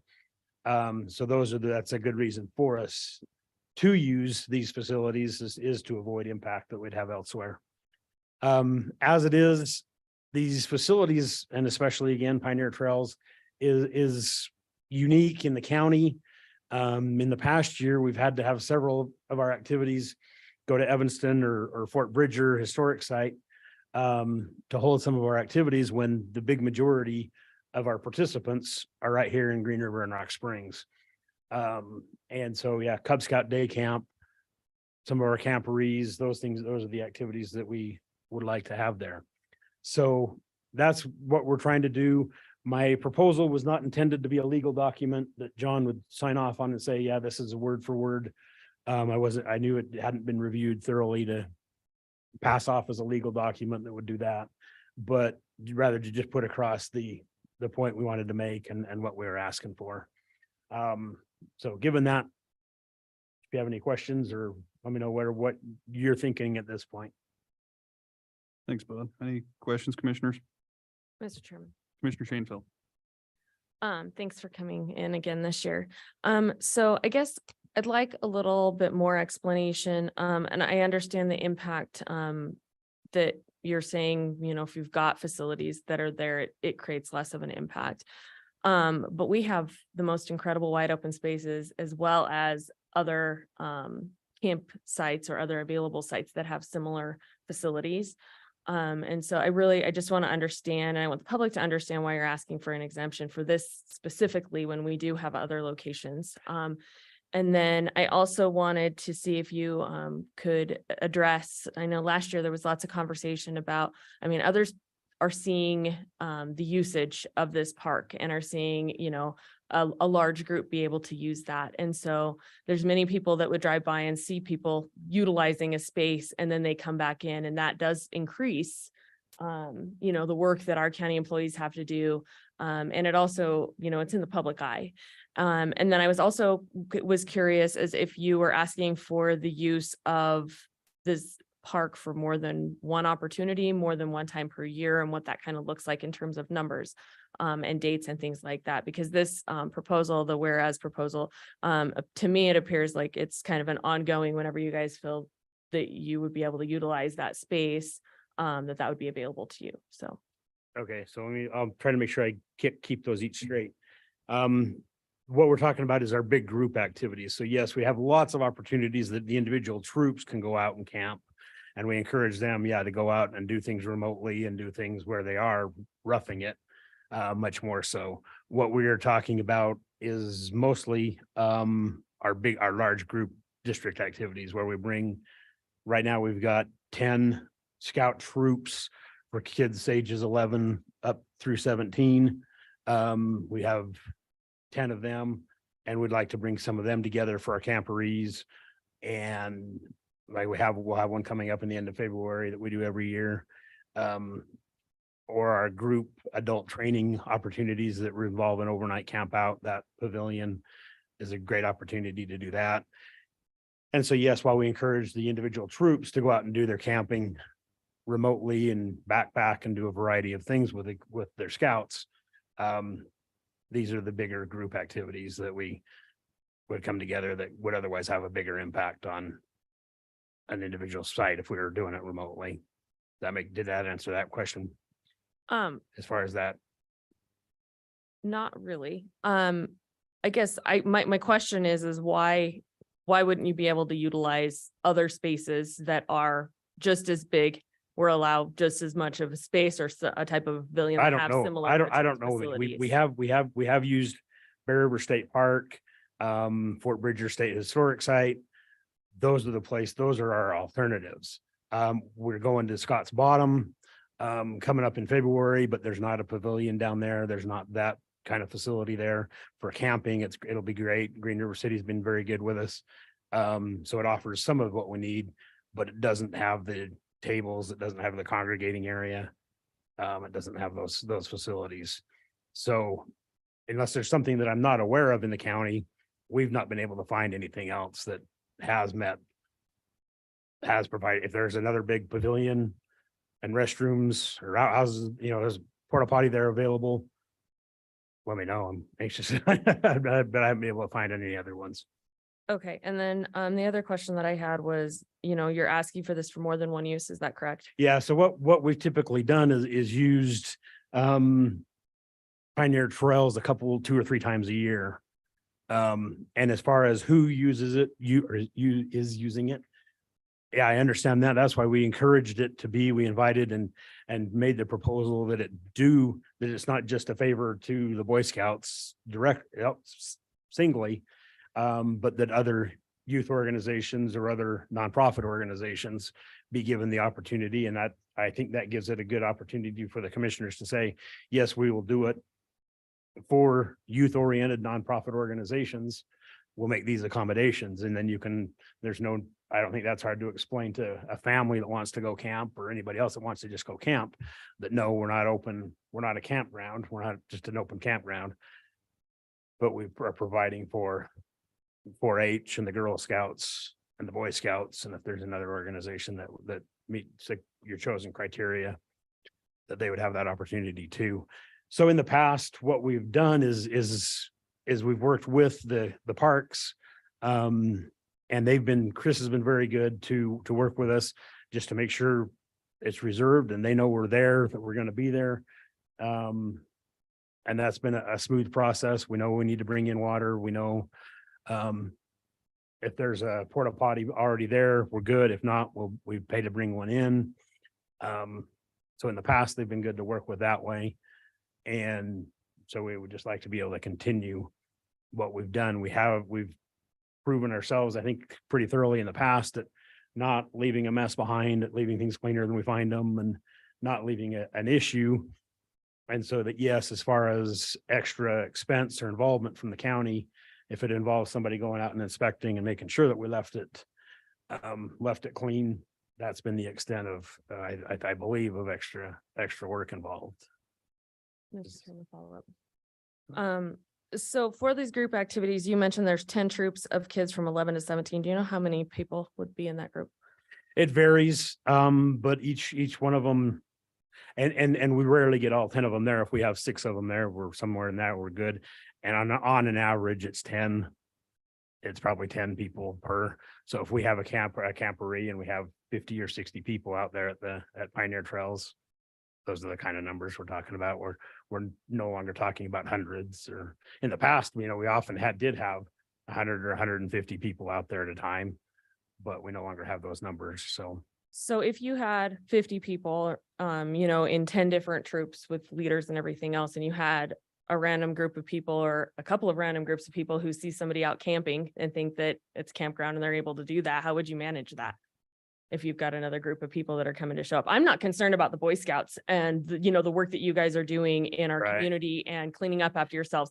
I'm concerned about the impact that this is going to show on other citizens throughout the community, and the follow-up and the stress that that's going to put on our sheriff's deputies and on our parks folks trying to manage and keep up. If they see somebody that's like, oh, well, you saw that, there was a big group camping there, we should be able to go camp there. They see the no camping sign, it's there. Or no overnight camping sign, that's fine. But you guys were there, you went through the proper channels. How many other times throughout the entire season are there going to be people that show up, that leave their trash, that don't utilize the facilities properly, and that don't take care of themselves properly?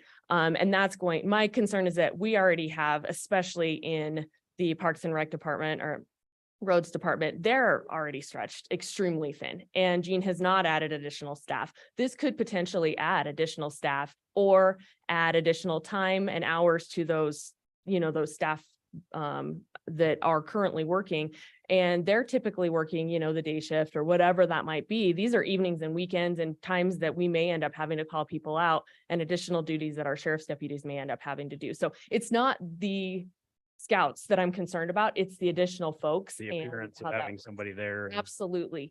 And I think that there are the potential of some other opportunities in some other areas that we can support you across the county. I mean, gosh, even the events complex has that great pavilion. If you need to have I know that's not camping, but if you need to have a group get together, there's some other opportunities across the board in some other areas that I think would maybe be more appropriate, that would be less of an impact on the county as a whole. That's just my thought process. Yeah, so. we would be happy to accommodate whatever we needed to do as far as people that came out while we were there to say, no, this is part of the county's arrangement to let organizations can't be here. It's not open for public camping. We're happy to help patrol that and enforce that while we're there. I understand what you're saying as far as if somebody comes back when we're not there, Yeah. then we're not of much help. I can understand that. But yeah, like I say, as far as it being camping, not roughing it, primitive camping, but a camping setting, an outdoor setting that still provides the facilities. That's what's better than the fairgrounds or. So I used to serve on the County Parks and Rec Board when it was still in existence, and we dealt with this matter a lot, and you guys were always tremendous. You know, the no trace left behind was always followed, never any issues. And I think it was a good benefit for your group, you know, it's taxpayer park, and it worked well until it didn't. And that wasn't because of the Boy Scouts. It was because of the issues that Commissioner Shanefield brought about. It also worked well because we had caretakers back then. And so it was easy to kind of, I guess, manage, so to speak. And if we allow you guys to overnight camp, we can't disallow anyone else to come utilize the park. And so that's where some of, you know, the issues come with, you know, who is that authority? And the other aspect of it is, you know, Sweetwater County geographically is the largest county in the state. And so most of our parks are pretty spread out. And so, you know, with the limited resource of employees, it takes them, they may stop by Pioneer Trails once a week. And further from that, you know, we had other issues with people pulling in campers in there, building their own fire pits in the middle of the park. I mean, it just turned into, you know, one ruins it for all kind of a situation, which is extremely unfortunate, but that's kind of the direction it ended up going because of that. I'm curious, last year, what did you guys do since it wasn't allowed? Did you find somewhere else to go, or what was We went out of the county. Like I say, we've got one pack and troop in Evanston and one pack and troop in Bridger Valley. And so the majority of our packs and troops are over here in Sweetwater County. But last year we all went that direction for everything. And we try to rotate things around anyway, but it'd be nice to have the majority of things be here.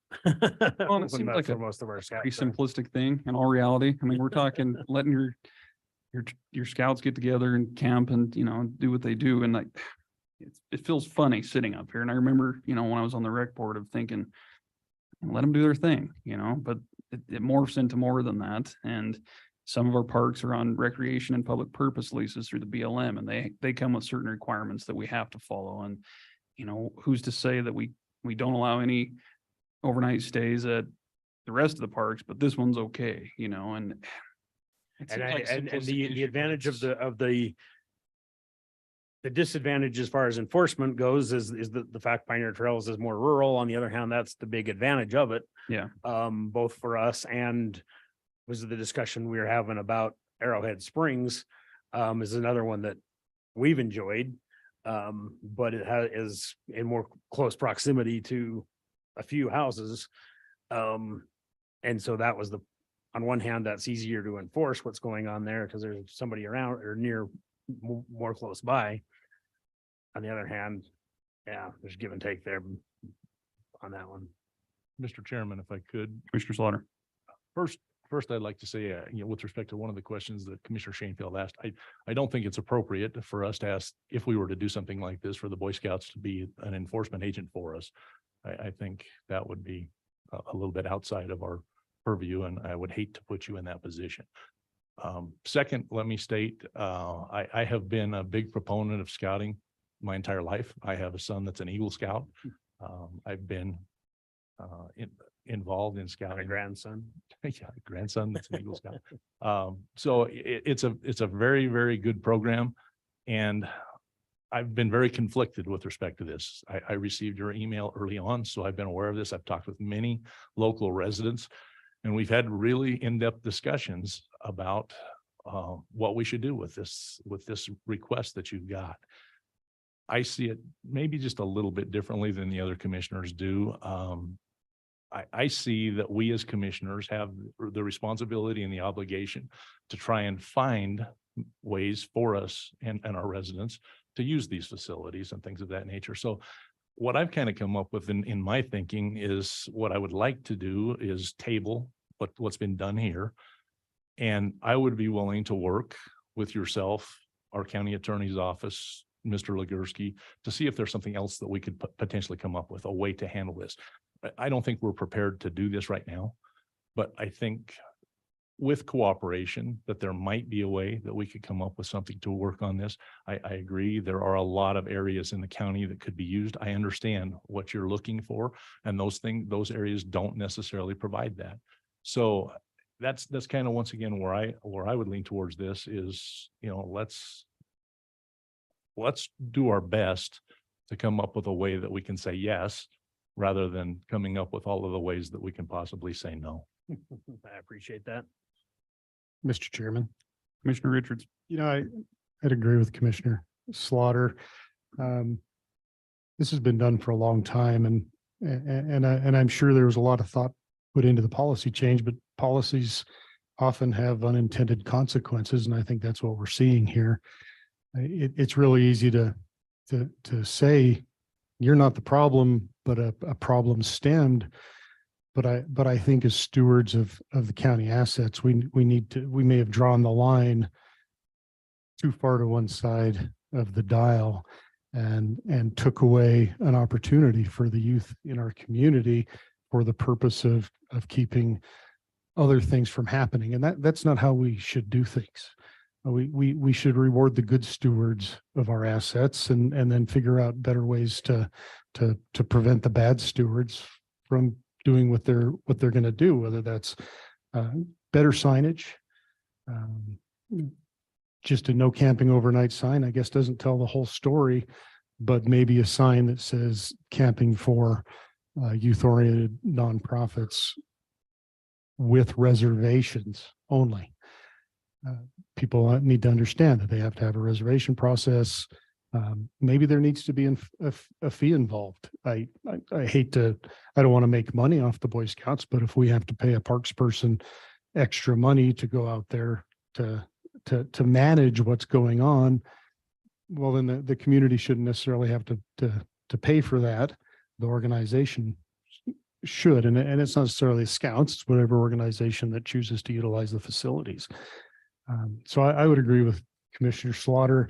I would like us to find a way to allow the youth-oriented nonprofits to use this facility like this, or what's the use of having these facilities and these great facilities if only a couple people show up throughout the summer to use a very expensive pavilion through the day. Pioneer Park is different in that we don't have any agreements with the BLM that we have to fulfill to let this happen. It is wholly owned by the county, and other than some first right of refusal from the folks who donated the park, we don't have those restrictions there. I think Pioneer Park's a good place to do it. I would rather not go back to overnight camping at Arrowhead because of the residential situation. But I agree with Commissioner Slaughter. I would like to table this specific resolution, kick it back to Gene and his liaison, and I'd be more than happy to volunteer to help to come up with language and update our facilities use agreement to make it more conducive to what we're talking about, and then come back in a month and see if we can present a good solution. Thank you. Mr. Chairman. Commissioner Tillman. Well, we don't disagree with you. Our youth are our number one asset. And we want to do everything we can to help make them be the most productive citizens they can be. So please don't take it that we're against the Scouts or against it. You came before us last year. We said we had a policy and we denied your use of that. My concern is being able to help you find a place that is important. I think you might ought to look maybe at Fontanelle. There's 3 overnight campsites at Fontanelle. 1 above the reservoir with covered canopies and 2 below the reservoir. So you might look into something like that. It's right close to the county line. It might be an additional 30 miles for you, but that might be another option. Another option is, we have 7 million acres in this county, and about 70% of it is public lands, and there's dispersed camping all along the gorge. If you're training your youth to leave no trace, maybe because of their age, they're not ready for that. I'm not sure about that, but I think it's important that they learn to leave no trace. And I don't see how they can learn that in a cement campground with covered canopies and porta potties and that type of thing. And I understand that. It's just I agree that when we encourage our troops when they're doing their own camps to go do that very thing. Right. But this is just the need when we come together. We put less wear and tear on the pavilion at Pioneer Trails than we do one single campsite somewhere else or remote camping somewhere. Well, my concern also is that Pioneer Trails, one of the days that you wanted to be there was in June. The grass is just starting to green up, and I know our industries use those pavilions for company picnics. And if you put an impact of 50, 100, 150 people in there, it inhibits the growth of the grass, and it's not going to help the campground for others who wanting to use it through the rest of the summer. So I think we have to look at how we can serve all of the people in the county. And I agree, maybe we need to help you find a place where you can go. It might be at a gun range, maybe at the events complex, but to target on one particular park, I know it's probably the ideal, but maybe we can help you find something that's not going to be such a huge impact to And all that's the it. residents that want to use that. I would argue that facility is perfect as far as being a balance of its outdoors in a good outdoor setting, but still providing facilities that are useful and help reduce the impact. You know, we're not gonna, that concrete and steel pavilion, we're not gonna wear it out. And the gravel road, we're not gonna wear that out. The grass, if we were talking several hundred kids for a week, maybe, but I really don't think 50 kids running over the whole area for 24 hours at Well- any point is going to have. Well, really do wear they out that bring in grass. campers, or do they put tents on the grass, or how do they stay overnight? Mostly intense. Well, that's my concern, it's not a very big park. Mr. So I'm sorry. I would just leave it at that. If we can do more research to help you. Another resource, and you probably already know, and I've asked for a copy of the map from the Sweetwater County Outdoor Resource Council. They gave us a map of all campsites in Wyoming. I asked if they could provide us one that would have maybe overnight facilities, maybe the sand dunes, maybe Well, some that's it. We places can you haven't find, gone. we Hang on, can, hang on. we Don't can talk find over lots each of. other here. Yeah, Floor we- is yours, Commissioner Tillman. Yeah, I'm fine. I'm done. Thank you. Go ahead, bud. We can find lots of places to camp. Granted, yeah, we've camped at the sand dunes. There are lots of places to go camp. But one of the big ones that we'd like to do out there is our Cub Scout day camp. And we utilize those tables for some of the craft activities that the Cub Scouts do and the various things that the Cub Scouts are instructed on. So that big pavilion with those tables is an ideal setting for that. And so, yes, there are lots of places, millions of acres of public land to go camp on. But for a group event that's still in an outdoor setting, we don't have. Mr. Okay, Chairman, Good I'm sorry. discussion. Go ahead, Commissioner Slaughter. one more point, and I'm not sure how this really fits in, but it addresses some of Commissioner Tolman's concerns, or it affects some of that. I've got a grandson who has been participating in cross country over the last 3 years, and they have had a cross country meet each year out there at Pioneer Trails. At that cross country meet, there have been, I would guess at any given time, 70 to 100 kids that have been participating in cross country. Their families are all out there. It's only a 1-day event. I'm not sure how that has been permitted or how the agreements have been done with respect to that, but it's another activity that has been taking place in that park. And it should be part of our comprehensive agreement on how we do this. We shouldn't look at one entity and say, yes, we can do this for arbitrary reasons, and look at another and say no. And once again, that's a reason that I would think the correct avenue to this is trying to work through this with a working group to come up with solutions. And I just once again feel that the best way to do it would be for us to get together and continue. Good spirited debate, commissioners. Time to move forward on this. We do have a proposal on limited overnight. Make it quick, sir. Thank you. So y'all received an email from me. My name is Matt Rushing. I am a Cub Master for 312. I'm an Assistant Scout Master for Troop 312. Just want to address a couple of the questions you had as far as Slate Creek Campground and some of the ones up by Fontenelle. Because we weren't able to use this park, we went up there to check it out. There's no reservation process for it, and everything was full. Everything that had any type of facility for Cub Scouts that are kindergarten to 5th grade and their families was taken up because there's no reservation process out there. We went out 2 weeks ahead because of the 16-day camper rule to try to find out if we can use that. I even was thinking about taking my camper up there to just reserve something for my pack. And it was just not available to us because it was packed. I just want to address that. And then if I could, Commissioner Schoenfeld, you'd mentioned signage of no overnight parking. If a suggestion I had is if we had some type of permitting process for this, we could put that on the signage out there. No overnight camping unless, or permit required or something to that, which might help with some of that communication in the park. Thanks, Sorry to Matt. interrupt, but I No, just you're wanted to fine. bring those up to your attention too. Thank you. Thanks, Matt. Appreciate it. All right, commissioners, let's move forward on this. What is your pleasure? Mr. Chairman, Commissioner Richards?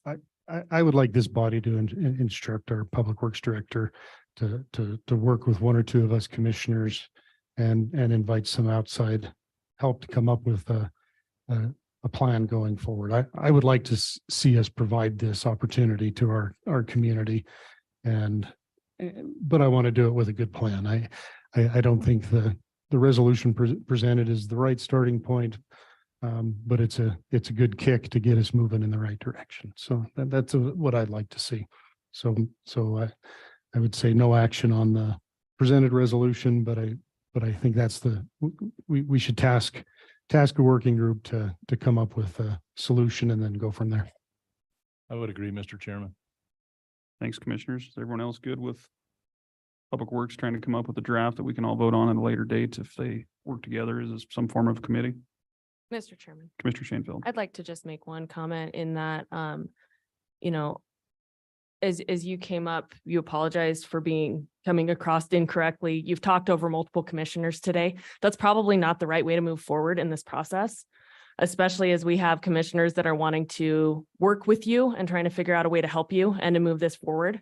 So I would put faith in you that that will not continue and that this is a positive process moving forward.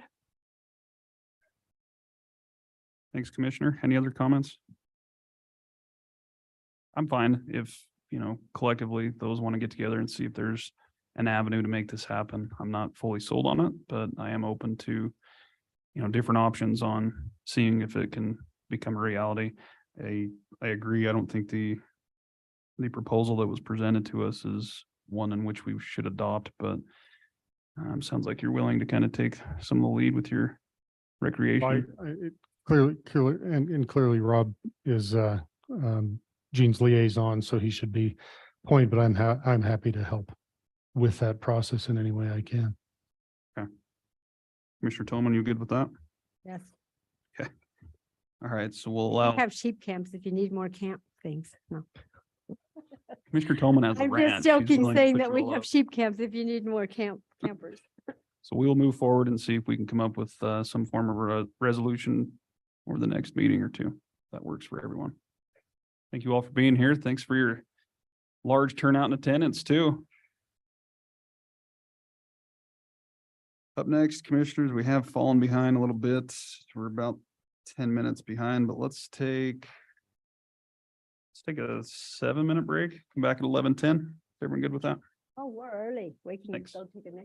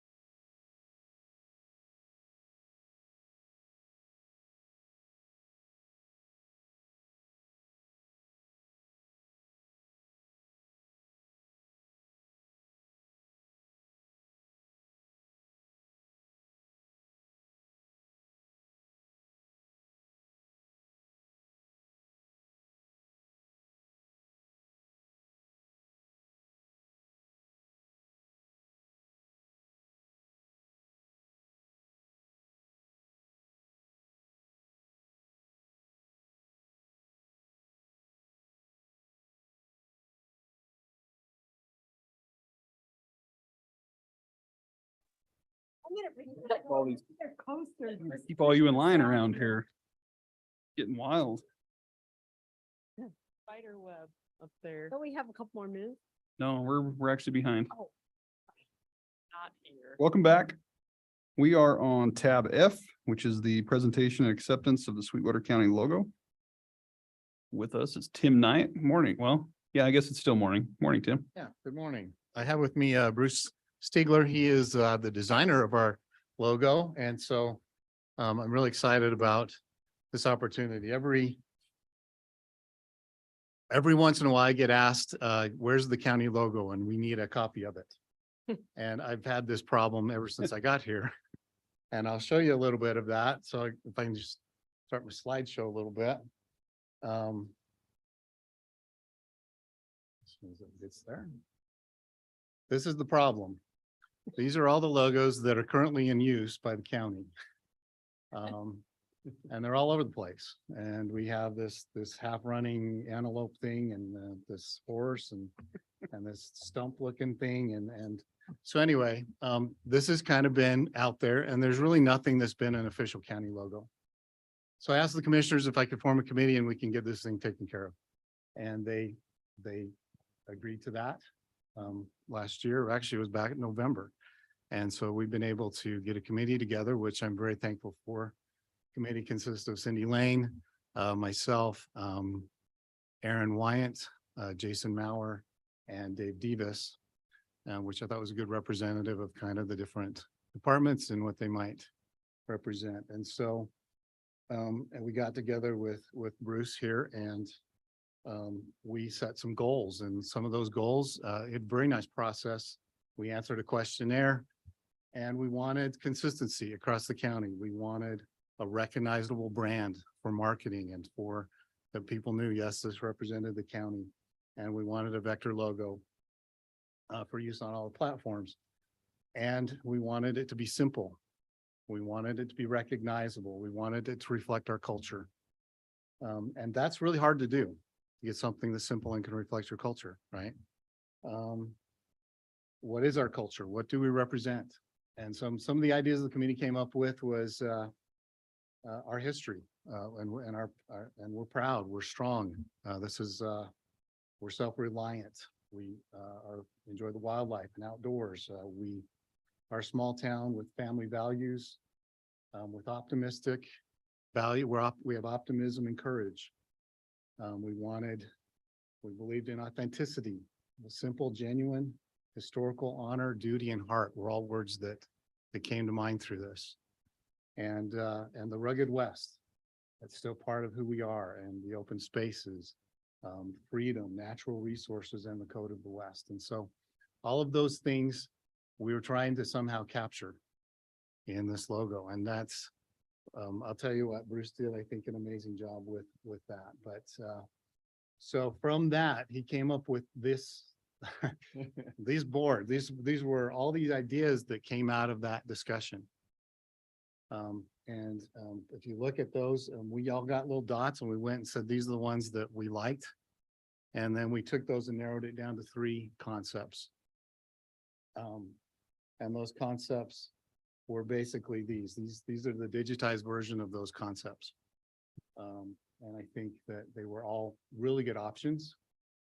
And through our discussion, we kind of came down to option 1. Option 1 we thought represented us the best. And so, and I'm going to let Bruce explain maybe the logo a little bit. Do you want to look at the picture or your words? The words are Okay. a Okay. little bit more helpful. I haven't memorized them. Not good. Anyway, thank you for letting me come here and chat. A logo's tough. It's really hard because you saw all the things that we were trying to embrace into one mark, but to keep it simple and to do that is the challenge. So I think the new design really kind of helps with that. We talk about wide open spaces. It talks about endless possibilities with that strong kind of view in the river. Those are just positive things. There's a code of the West, that outdoor open space. We wanted to embrace that. We used the type to talk about what, that Western kind of motif without getting too Wyoming cowboy thing where, something that you can't own. We love the Cowboys, but you can't own that. You know, that's just something that you're now piggybacking. So to make it unique and simple and ownable to Sweetwater, we wanted to do something a little bit different, but still embrace that character. I think all the things that we put together really kind of help serve to make this logo feel representative of the county and the people in the county, and also kind of the community and how it works, and something that you can own, something that is unique and different and will have some longevity. I mean, I think that's the other point of a logo, something you don't want to have next year, change it again, and next year, change it again, because then it loses its power. So that's kind of where we ended up. Okay, so with that, this is what we came up with. And so within the logo, you can see the type kind of representing a Western. You can see the a butte, which is not specifically defined, but there are plenty of buttes around that you could maybe represent that, and people can put into that whichever butte they would like. I was kind of inspired by the one that was out of your parking lot. Yeah, it's Castle Rock. We know where it came from. Could be Inspired by. Inspired by. There you go. And you see the river coming through, which represents the life and all of the things and the coloring. It also has an S in it. Also, I did notice in the butte, there's a number 4, if you look really close. Which I think was kind of fun. I didn't discover that until just this last time, which we talked about the hidden gems of Sweetwater County. And so that is the logo. I intended to have a resolution to make it more permanent, which we can do next time. But if you would like to accept the logo, I'd be thrilled with that. And we can go ahead and start using it. We've been using it a little bit in our internal things. You may have seen it out on the board out here and in the break sign today. And, I'm really excited to have something that we can tie us together and use in different ways.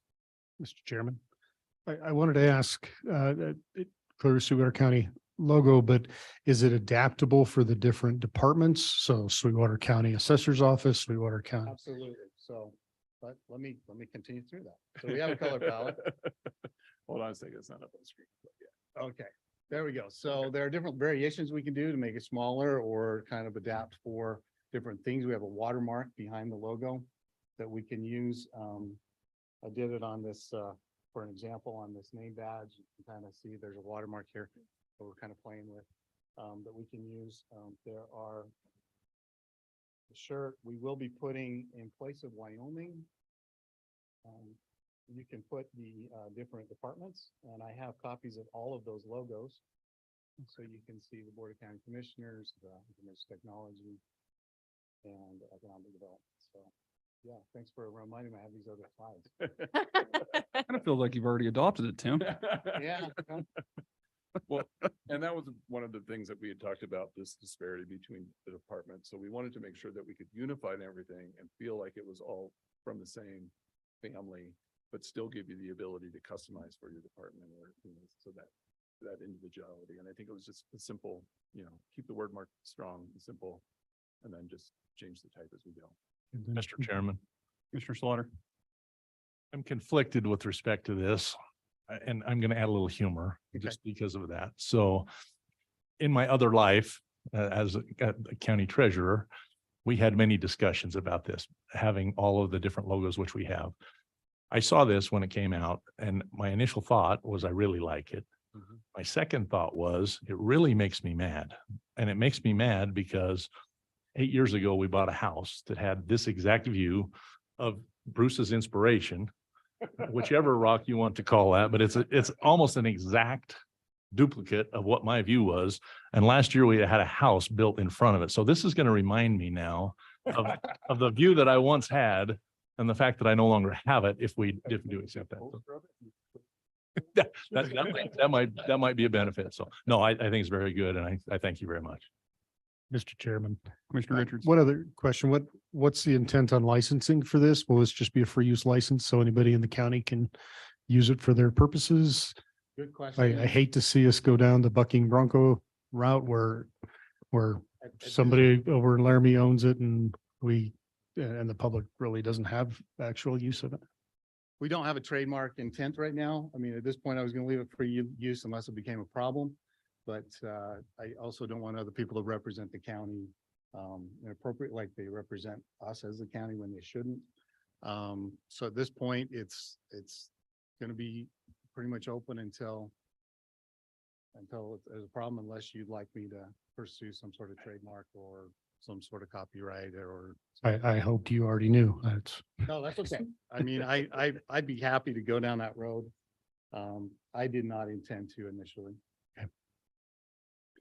I like it. I think, yeah, I've served on, I was actually piggybacking on Parks and Rec again, but we created a logo and it's a lot of work. I mean, there's a lot that goes into it, a lot of different personalities and trying to capture, what works best. And then the committee finally comes up with a decision and you get to talk to us five to say, yay or nay. And so I applaud the efforts. I'm old school, so I do like the bucking horse. I'm proud alumni. So to me, that's Sweetwater County as well. But I also understand trying to, step away from Wyoming, so to speak, and make it your own. I didn't realize there was a 4 up there. We were talking that we thought that'd be a perfect spot for the steamboat, but that's kind of unique. And I assume, if we do move forward with adopting this, it'll just kind of slowly be rolled out. I mean, if we're talking about branding the entire county, the expense with we're not such is gonna going to be. Yeah. Spend all that money up front, but this year is the year we need to, we get a refresh of our websites. We'll probably start with that. As new vehicles come on board, we'll probably do that. I don't see us spending all that money to change everything right away. Business cards will, the new business cards will come out with this. So, yeah. I think it's good. I think it's good to be unified across all. And I've always wondered that when you walk in and see all the different logos across the departments and whatever, I always felt that was kind of funny. But any other feedback? Commissioner Shanefield? Thank you for your work on this. I appreciate it. And I think that it really is important for our county overall to have a cohesive front, because that's what we're trying to do in all of the processes that we've been working through for the past few years. And so I think that this ties it together nicely.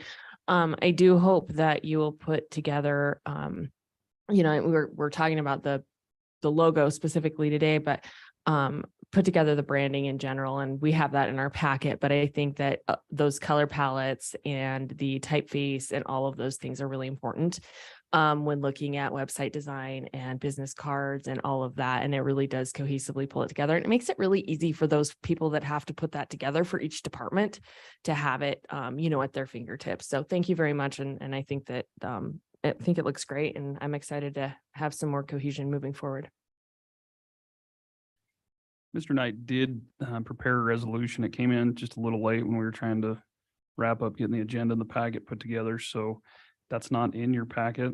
I think it'd probably be cleaner if we adopted the resolution for record on file, so to speak. So he said he's happy to present that at the next meeting, but since he was already on the agenda, we thought we'd go ahead and roll it out. And if there was any feedback or change, that would give him some additional time as well. So. Sounds good. Chairman, Commissioner I would like to thank Bruce and Tim and the rest of the committee for all the work you put into this. I think you came up with a great product, and it's very representative of Sweetwater County. Thank you. Thank you. Mr. Chairman, after having met with the IT person as my liaison, I don't see how he possibly had time to do this. That's why we brought in the pro. Thank you. Yeah. Thank you both. Thanks, Bruce, for your creativity. And I think maybe we'll adopt it next meeting if that's okay, but. Thank you. Thanks, guys. Looks like you're up again, Mr. Knight. We've got the follow-up discussion from, I think it was our first meeting in January. Tim had brought to our attention the future of paying to have phone numbers published in the phone book. And we thought we'd kind of give it some time, see if we get any feedback from constituencies or the public on the matter. I have heard nothing. I don't know if you all have or not, but if we do move forward, it's up for renewal. For a point of clarification, Mr. Chairman, my understanding is that this is to pay for advertising in the phone book. Correct. And so without the advertising, our numbers would still be in the phone book. No. They would not. Okay. No, because we are not customers of CenturyLink. We do not get our phone numbers put into the phone book by default. And so we had to buy an ad for that to happen. Okay. That was a question that had come up. So I appreciate that. Thank you.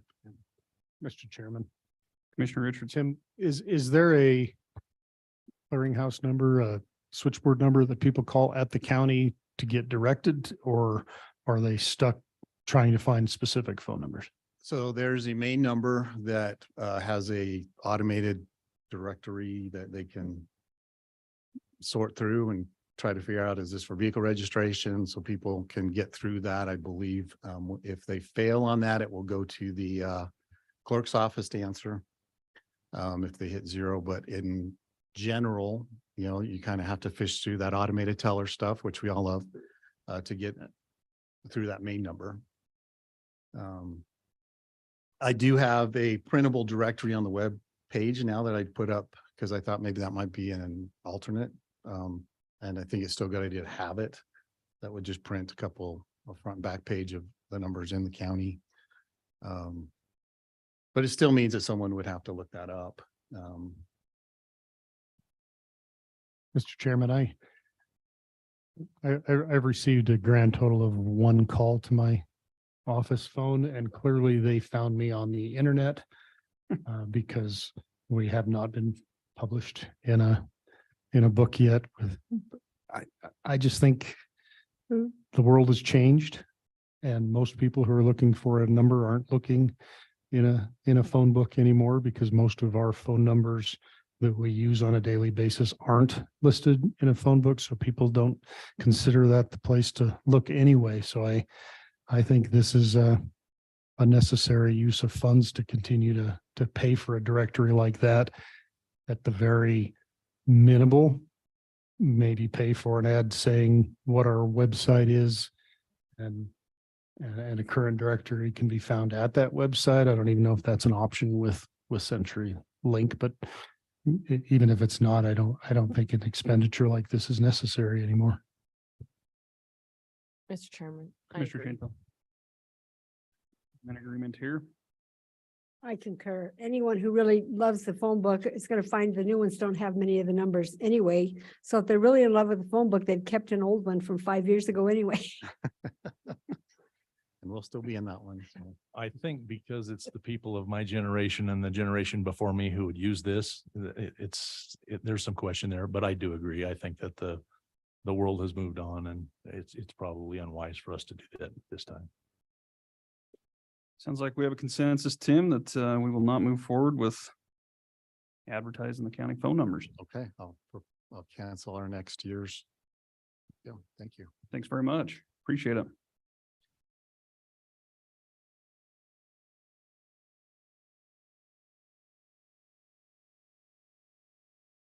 What was that? Where, Mr. Chairman, I would ask the chairman to consider a 5-minute break. Okay. We have kind of some conflicting schedules with some other matters, commissioners. So if we could take a quick 5-minute break, sounds like I need to discuss some matters.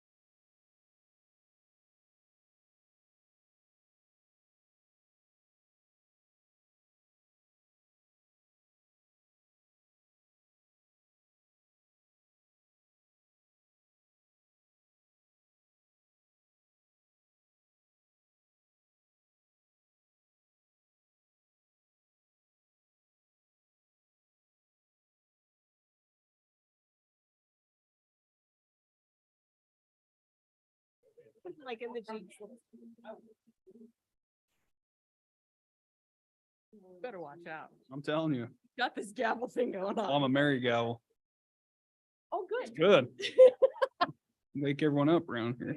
That was Salmon Mary cracks beating me on up. Keaton is what that was. I was just gonna say, I'll be a softer sound when it cracks me on the head. All right, commissioners, we are back.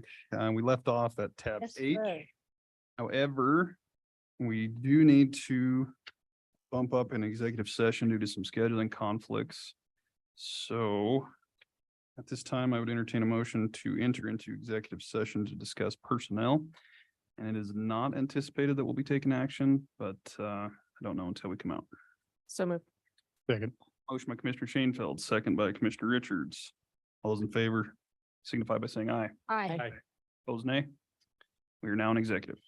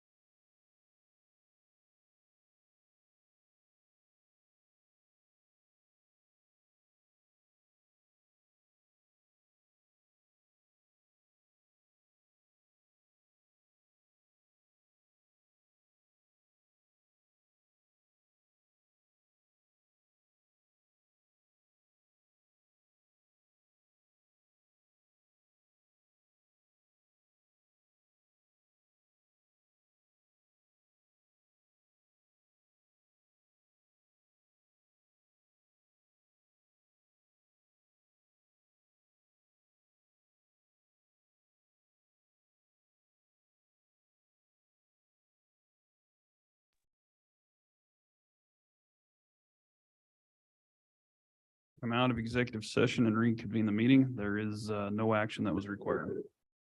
So moved. Got a motion by Commissioner Slaughter. Do we have a second? Second. Second by Commissioner Toman. All in favor, say aye. Aye. Opposed, nay. We will now reconvene, and we left off at tab H, which is consider approval of Amendment 1 to the FFY 2023.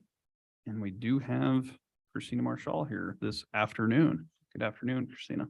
Good afternoon. So, Mr. Chairman, Commissioners, Wyoming Department of Health awarded Sweetwater County Amendment 1 to our previously approved Community Services Block Grant, or CSBG, in order to increase the total amount by $5,757 to a grand total of $229,513.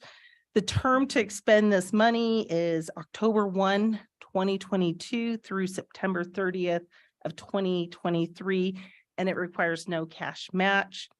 So the tripartite board, which you're all getting to know of, except for Lauren, or Commissioner Shanefield, who is an expert on the tripartite board, it oversees the planning and uses of this block grant, which Commissioner Slaughter will eventually be on.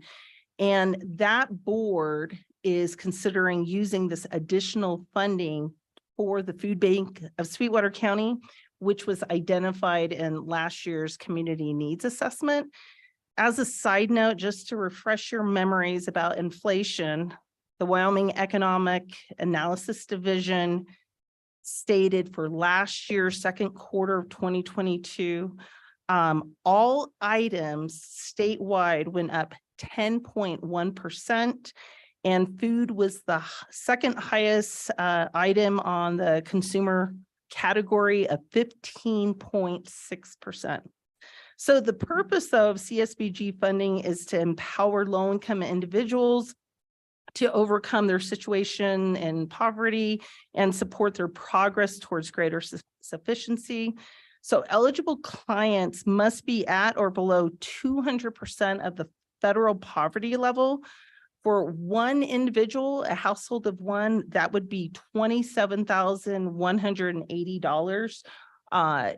It was increased from 125% to 200% to reach out to more people, especially from COVID.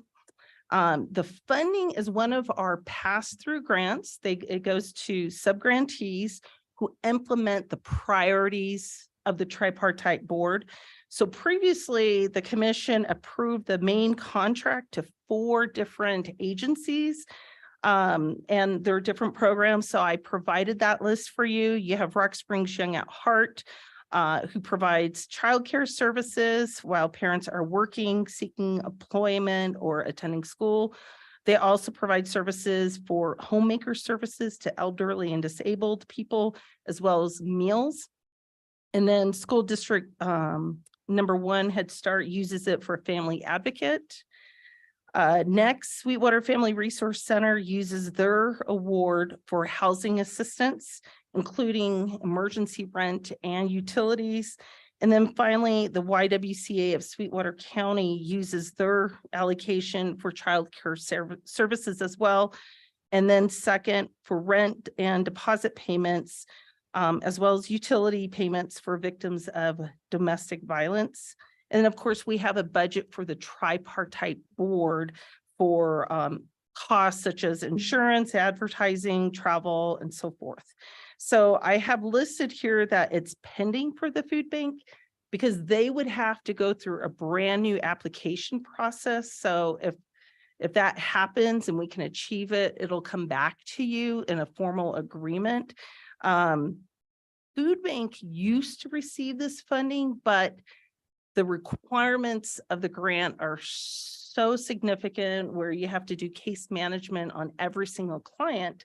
And you all are aware that food bank distributes funding to thousands of people. So we're trying to get around where they wouldn't have to track every single client. So that's what I'm working with the state on. So a note, the tripartite board is public advisory. It's not a joint powers board. It's just like your PTA group set up in a federal structure for compliance. In your packet, I provide the amendment as well as the original contract for your reference. So again, if we do proceed with the food bank, I will come back with a sub-grantee contract. And with that, I'm happy to answer any additional questions. Thanks, Christina. Very informative. Any questions, commissioners? Good job, as usual. Mr. Chairman, I would move to approve and authorize the chairman to sign Amendment 1 to the federal fiscal year 2023 Community Services Block Grant Contract. Have a motion on the table by Commissioner Slaughter. Do we have a second? Second. Second by Commissioner Shanefield. Any further discussion? Hearing none, all those in favor signify by saying aye. Aye. Opposed, nay. Motion's unanimous. Thanks, Christina. Sure. And Mr. Chairman, just one final comment is, so when you hear the word tripartite board, just think of it as the CSBG block grant that passes through the county. We oversee all that financial and compliance information. It's very time consuming on my end, but important. The main point I wanted to make is earlier today, you had a presentation from Wyoming 211. So on the county's website with the different the boards tab, you have the tripartite board listed, and actually Wyoming 211 is listed as a resource for people looking for resources.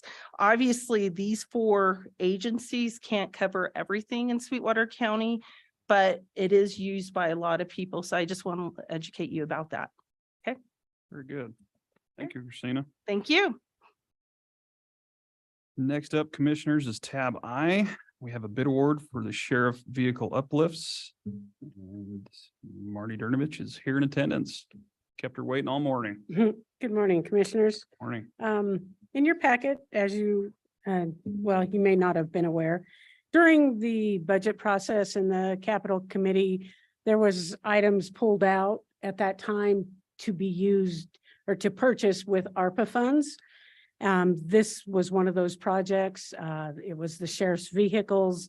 Along with the sheriff's vehicles were their radios. And then, of course, this is the upfit. The upfit, for those of you that don't know, I think most of you do, is the installation of the radios, light bars, cages in the back. In the one vehicle, it's the actual van insert for hauling prisoners. And that sort of thing. So that's what this bid is. As you can see, I sent it out to, I don't know if I can get my page turned here. I sent it out to five vendors, had inquired. We advertised it by the grant, and 5 requested bids, and we received 1 bid back. I had people call. I think most of these companies, I think they're not used to providing bid bonds, and that kind of threw a couple of them in a little bit of a tailspin, but that is one of the requirements of the ARPA funds. So I said, that's the law. We have to ask for it. So I think that's one of the reasons we only got 1 bid back. But with that, we got a bid. There's 9 vehicles, 1 jail van, 2 admin vehicles, and the rest are patrol. Is that right, Joe? Yeah, and a process server, I'm sorry.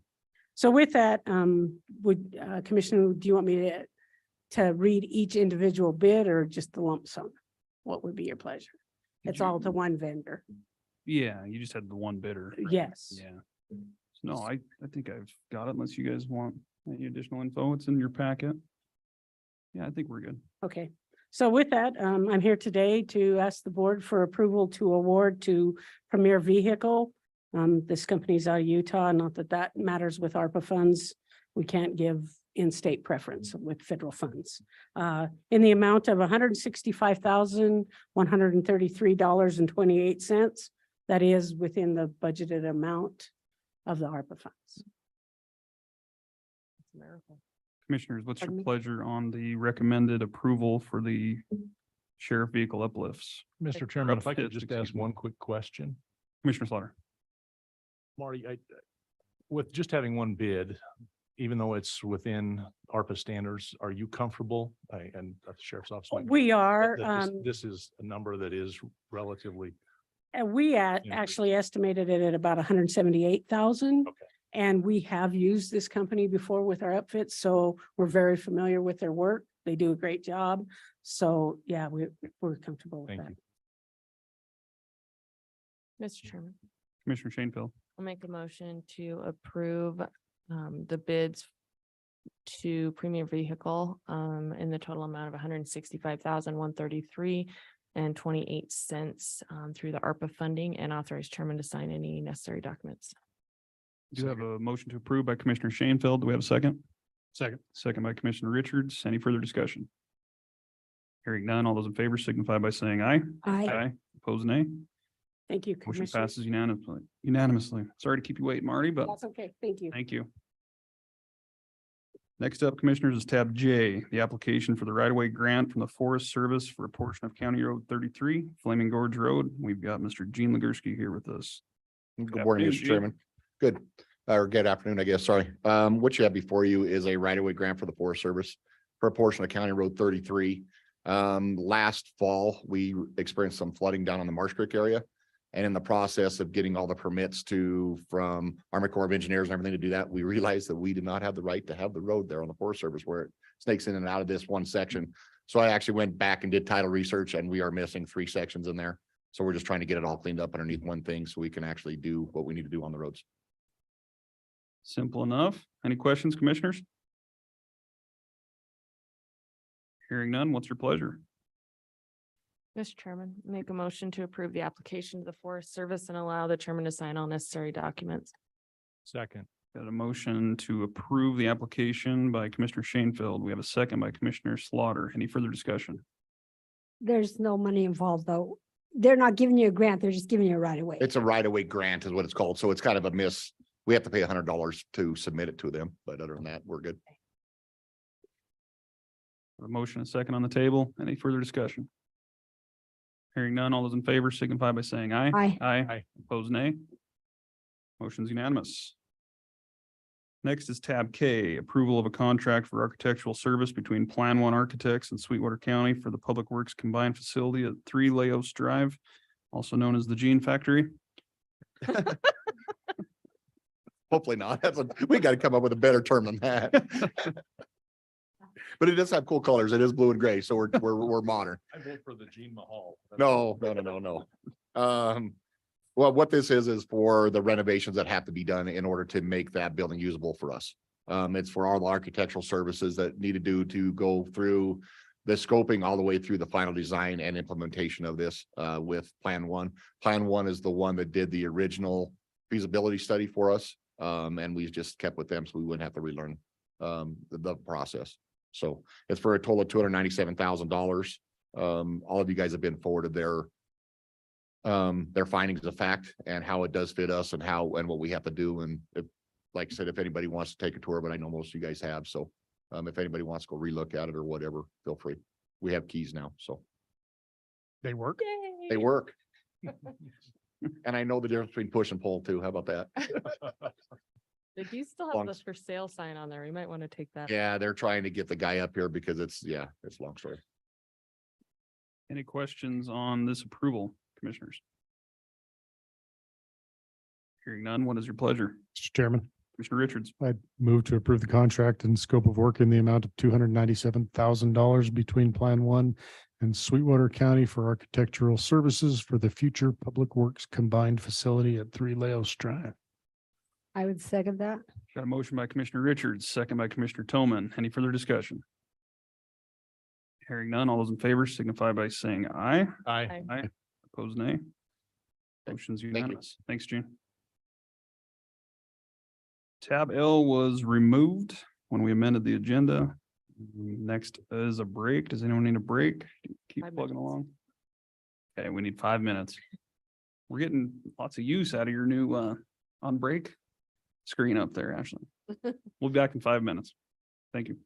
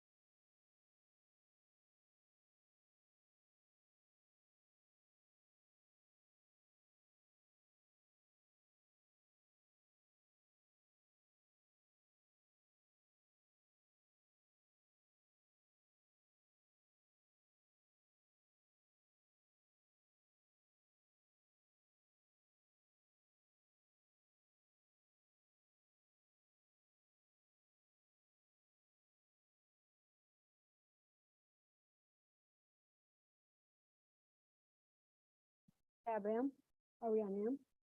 We're back. Yes, tab M, which is the ratification of scoping comments on the Flaming Gorge National Recreation Area Draft Management Plan Revision. Oh, good. Mr. Bingham here. Mr. Chairman, though, could I take the liberty of just repeating again, as Commissioner Slaughter reminded me, we dive into these federal plans without really understanding what we're doing totally. The process is the federal agencies, the Bureau of Interior does a scoping. That's where everyone comments on all the issues that they want discussed when they're developing the plan. Then it goes into the pre-decisional cooperator stages where we all sit at the table and supposedly hash out these alternatives, usually 4 of them. Then they have to analyze the ramifications to the other resources, to water, to wildlife, all of that has to be analyzed. Then they come out, then they also have to do a socioeconomic. How is it going to affect the county? Then this big document comes out and it goes into the, out of the pre-decision, it goes to public comment and final decision. So just a real quick recap of the process.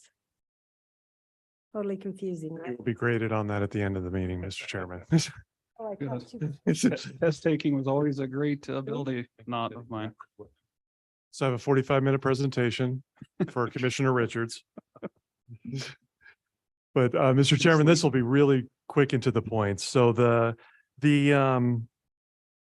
National Recreation Area, which is operated by the Forest Service, has a public scoping period that opened up. I went and attended that meeting. I asked some questions about the National Recreation and their current plan, the draft plan, which Commissioner Toman and I agree that is lacking and definitely needs some work done to it. My biggest concern, and the coalition of, just so you know how it works, the coalition of local governments does coordinate with me. Any comments that I have, my biggest concern is they had a lot of items in there that discussed potentially new projects and things like that. My biggest concern is, as far as Wyoming and Sweetwater County go, is some of the existing facilities, which I think we can all agree do need some updating and upgrades. And I'm speaking about Fire Hole, which, you know, if you've been out there and seen the picnic grounds and some of the restroom facilities and as far as inside the campground do need some work. And the same thing over in Buckboard Marina. And I'm talking about the Forest Service one, not the one that's privately owned.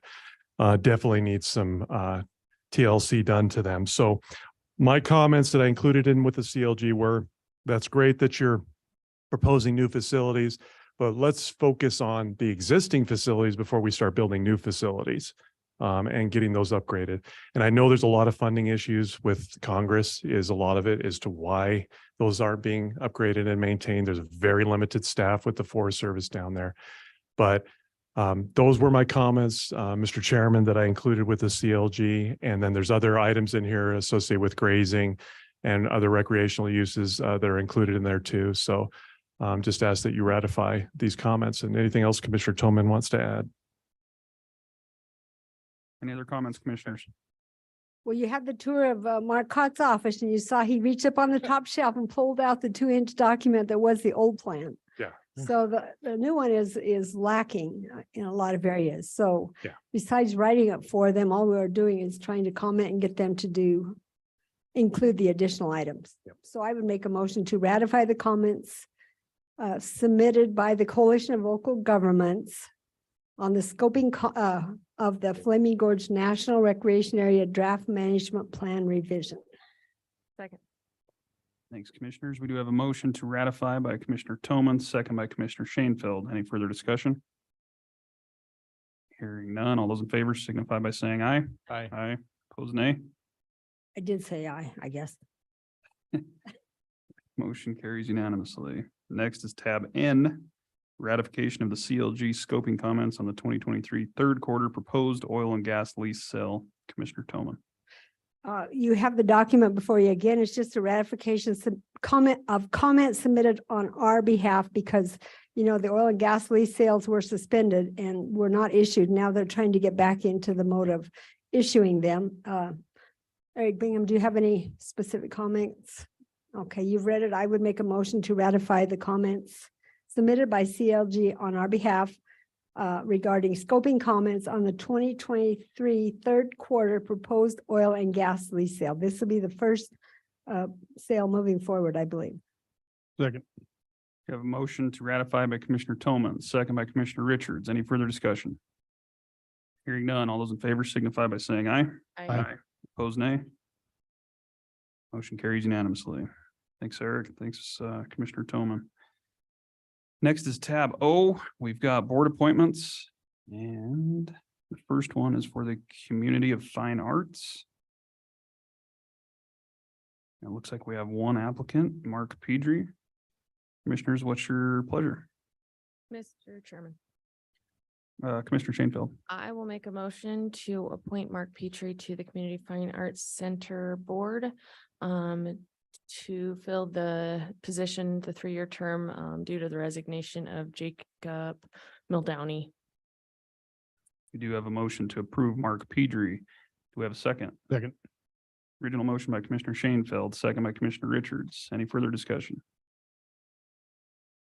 Hearing none, all those in favor signify by saying aye. Aye. Opposed, nay. Motion carries. Next, we had the Southwest Counseling Mental Health Board Commissioners. We had a resignation come through with another anticipated this month. And so I'd like to postpone this a little bit. We've found in going through some of the history, seems like sometimes it happens where the terms kind of get off as far as the staggering of them. And so there's the potential that in 2023, there would be 3 appointments due. And so I think I need to reach out to their board, get any feedback to see if maybe we can change one of those so that they're following state statute with 1/3, 1/3, 1/3, and having essentially 2 appointments come up at a time rather than 3, which would be a majority of this board, or could be taking majority control of this. So it'll also allow me a little more time to see if there's any other interest. We do have a couple on file. But if we could, I'd like to delay this until the next meeting. So I would not ask for any action to be taken on this appointment unless you guys, Mr. Chairman, Commissioner Tillman. I think any of these boards that were given over $250,000 to, or whatever we decide, should follow the process of 30 days ad in the paper, or in the paper for any board appointments, and then that we interview the applicants, and then 10 days after the interview, that we select one.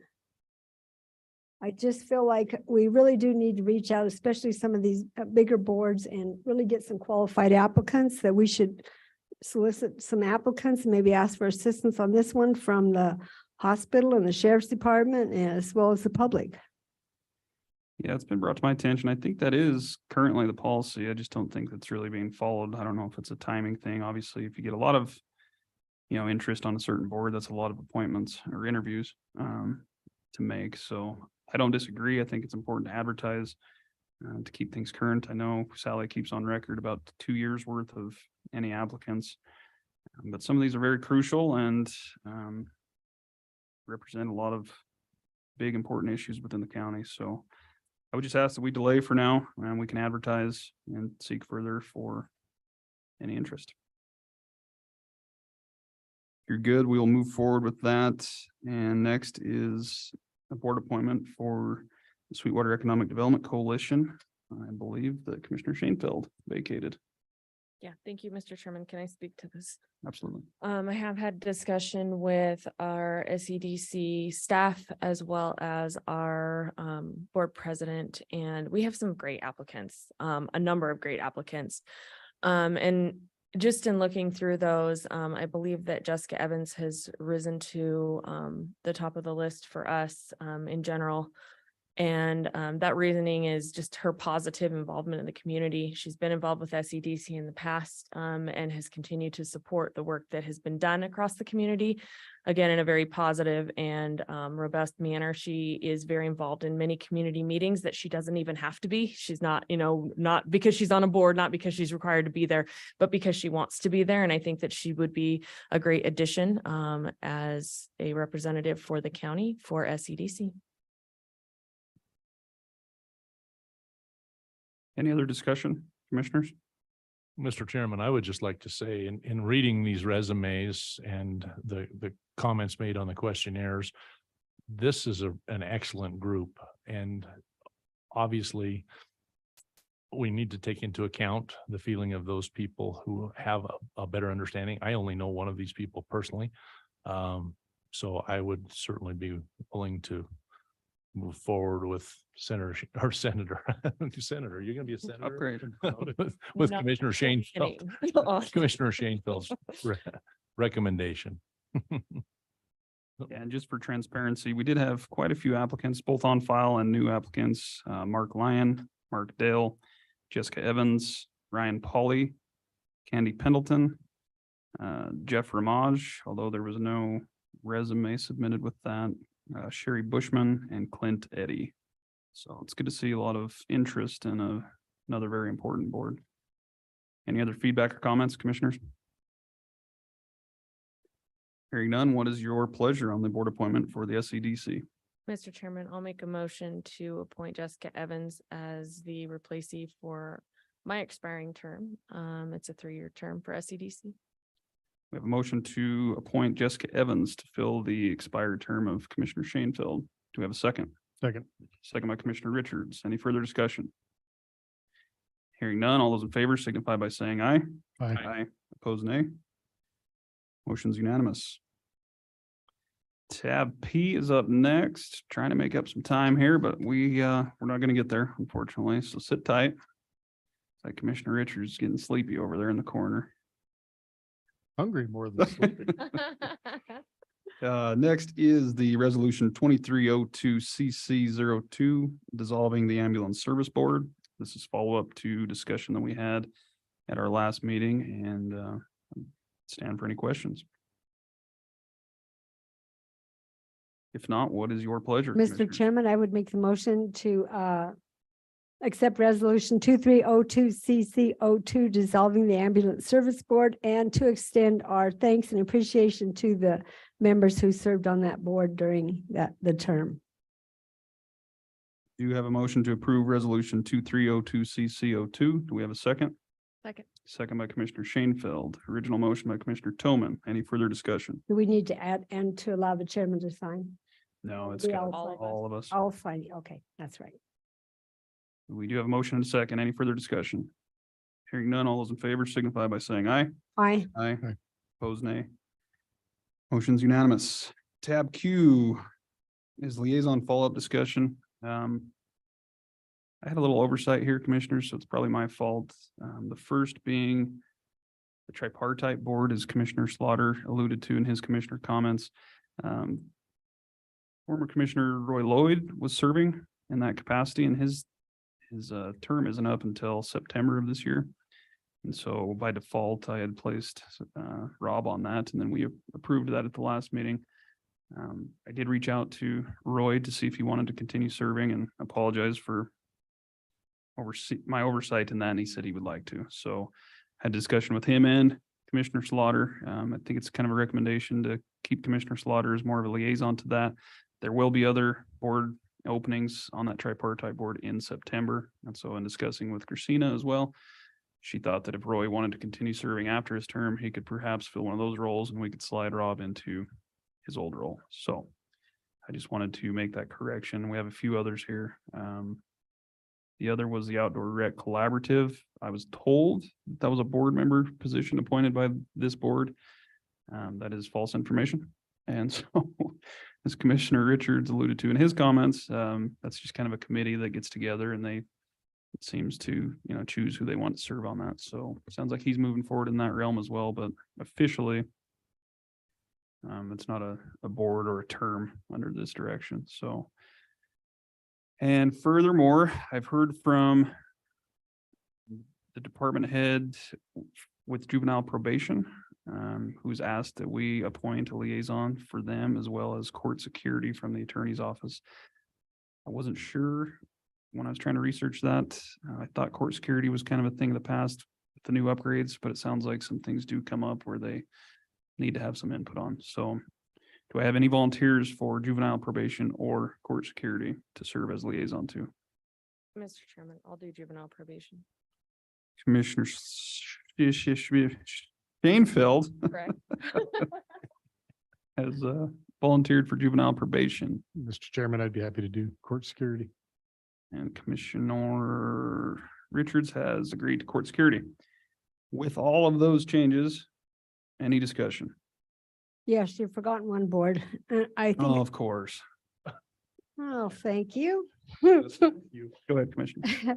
Sweetwater County Conservation District, I know they have their own board and they can go for a mill levy, but right now they do not have that. Under Wyoming Title 11, Chapter 16, B, they are the only entity in the county that is asked to preserve the natural resources and protect the tax base. Thus, all of the involvement as a cooperator in all of our natural resource planning process. I just think it's a wonderful training ground, and that board needs to have their link to us as long as they are getting some funding from us. That and the coalition of local governments are the only two entities besides going to cooperator meetings of how this board can expand their knowledge. Besides me giving my mini courses on federal planning, which makes me very nervous sometimes. Mr. Chairman, Commissioner Shanefield, I believe we discussed this at our last meeting, correct? we did. Okay, thank you. Are you proposing that we have a liaison to Yes, I am. Conservation District again? I think we'd remiss if we don't. We did discuss this at the last meeting. Any other feedback on conservation before we move on the others? I think it was felt as though we would move forward without appointing a liaison to the Well- Conservation District. I don't think that's right, and I'm willing to be the liaison, but I feel that there are others that could use the, the knowledge better than I could, but they need a point of contact for that board. Because of the grants that they submit, the Bitter Creek, all of the water quality is done through that board. Water quality studies, monitoring, they'll have their Bitter Creek Working Advisory Group meeting coming up. It's the only entity that's dealing with our natural resources. Any other feedback, commissioners? Sounds like no one is in support, Commissioner Tillman. So with that, we do have Commissioner Shanefield stepping up for liaison service to juvenile probation, Commissioner Richards for court security, Commissioner Slaughter for tripartite until that role becomes available. I would entertain a motion to approve. So moved. Got a motion by Commissioner Shanefield. Do we have a second? Second. Second by Commissioner Richards. Any further discussion? Hearing none, all those in favor signify by saying aye. Aye. Aye. Opposed, nay. Motion carries. Tab R is budget discussion. Commissioners, I did hand out a timeline which Bonnie provided for me in regards to this year's budget schedule. I was a little bit premature. I had some email discussion with Bonnie in regards to this. She plans to present at our next meeting, so I probably jumped the gun a little bit. But I've been approached by several departments in regards to our plan for the budget this year. So I just kind of wanted to get things out on the table. Obviously, a few of you have been through the process before. I know some changes were made last year with the forms that were sent out to the component units and the outside agencies. I know there was several other workshops that were had. So I just kind of wanted to put this on our radar to start thinking about. If the form worked last year, I would have to lean on you veterans for that. You know, if we want to have budget workshops, when do you want them? How many do you want them? I'm looking for some feedback and direction from your expertise. We don't necessarily have to decide all that right now, but I think the sooner we have a plan to move forward, the better and the more transparent we can be. Any thoughts? Mr. Chairman, I would agree. I think moving forward, it's in our best interest to start the budget process as early as we possibly can. In my liaison activity with Mr. Legursky, he was fairly adamant that with scheduling projects for capital construction and things of that nature, he needs as much lead time as we can possibly give him. And because of those factors, I think that it's important that we do move forward once again, as quickly as we can, getting into this. It's going to be a big process. You know, I'm sure Miss Berry would attest. I'm sure last year was an extremely difficult budget process with respect to the change that was made with the mineral companies and them paying their taxes on a monthly basis. I think we were in a position last year where we were very fortunate. Our valuation went up and we didn't see the 4.5 months that we wouldn't have seen revenue coming in from them, or our valuation actually took care of that along with some of the additional federal government funding that we got. So I think getting a handle on this is imperative. I did talk with Treasurer Cowan earlier this week in one of the meetings that I had with him and suggested, you know, one of the things that we need to start doing is looking at our revenue picture as soon as possible. So that would be my feedback. Thanks, Commissioner. Appreciate that. Any other thoughts or comments? Mr. Chairman. Commissioner Shanefield. So I would like us to potentially review the budget request forms that we used last year.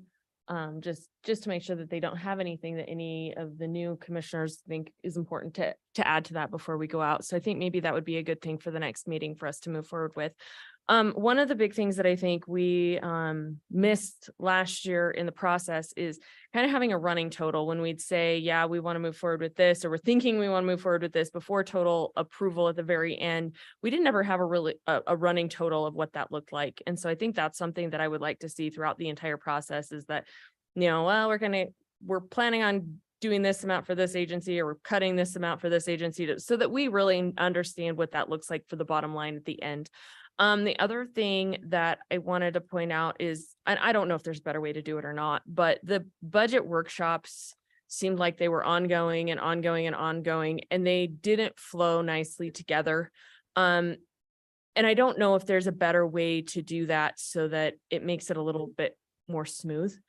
I will think about it over the next few weeks and really review this schedule and see if there's anything that I can see to change that. But those are the two things that really stood out to me from last year. Good feedback. And I'll send this. I didn't have it. It was kind of an afterthought, so I didn't have all the forms for you guys to get it in the packet. So it was just more of an open discussion, but I can forward that on, and it sounds like Bonnie will be presenting at the next meeting anyway. So if you're good, just give that schedule some thought. I'll get you these forms we can review, and we'll start the process in the next couple of weeks. If you're good with that. Mr. Chairman, my comments would be, maybe Bonnie could give us, I know the forms are pretty lengthy. Maybe we could streamline some of that. Some of the questions that were asked on the forms to make it easier for us to make decisions. It was good that she did a comparative spreadsheet so we could kind of see how everybody tallied up and compared with each other. And also starting with some of the higher funded entities in our workshops, have them come in first, even though they don't have a final budget, start having some of those meetings with them to give us a heads up. I'm looking to replace the lab, right? You know, whatever they're looking to do, it gives us kind of a heads up before we actually hit the dollars in the budget discussions. That would be my comments. Okay. Any other feedback? Sounds good. I'm not going to put you on the spot because you're going to present next meeting. So we'll get together and hopefully help give Bonnie some direction on the process moving forward. With that, next up is an executive session to discuss legal and pre-decisional, which came from the amendment when we approved the agenda. So I would entertain a motion to enter in. Do we still need that personnel on there?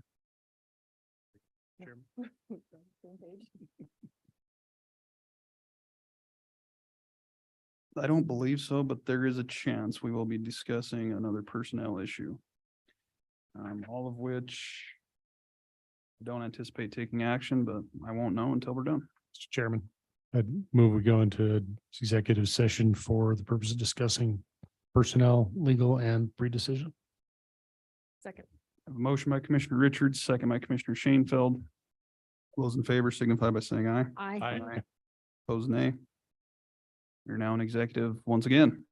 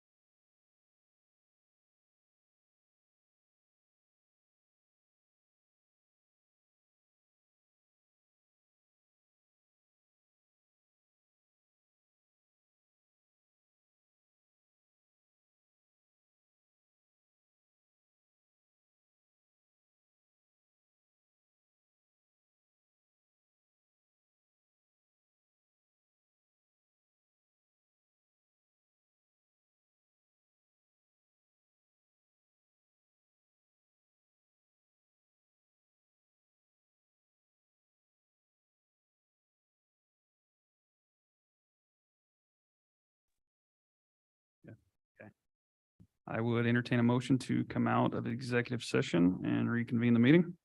I'll make the motion. Got a motion by Commissioner Toman. Do we have a second? Second. Well, now we're all ready to get out of here. Her second by Commissioner Shanefield. All those in favor signify by saying aye. Aye. There is no action to be taken after coming out of executive session, and therefore with no further business to come before this board, this meeting is adjourned.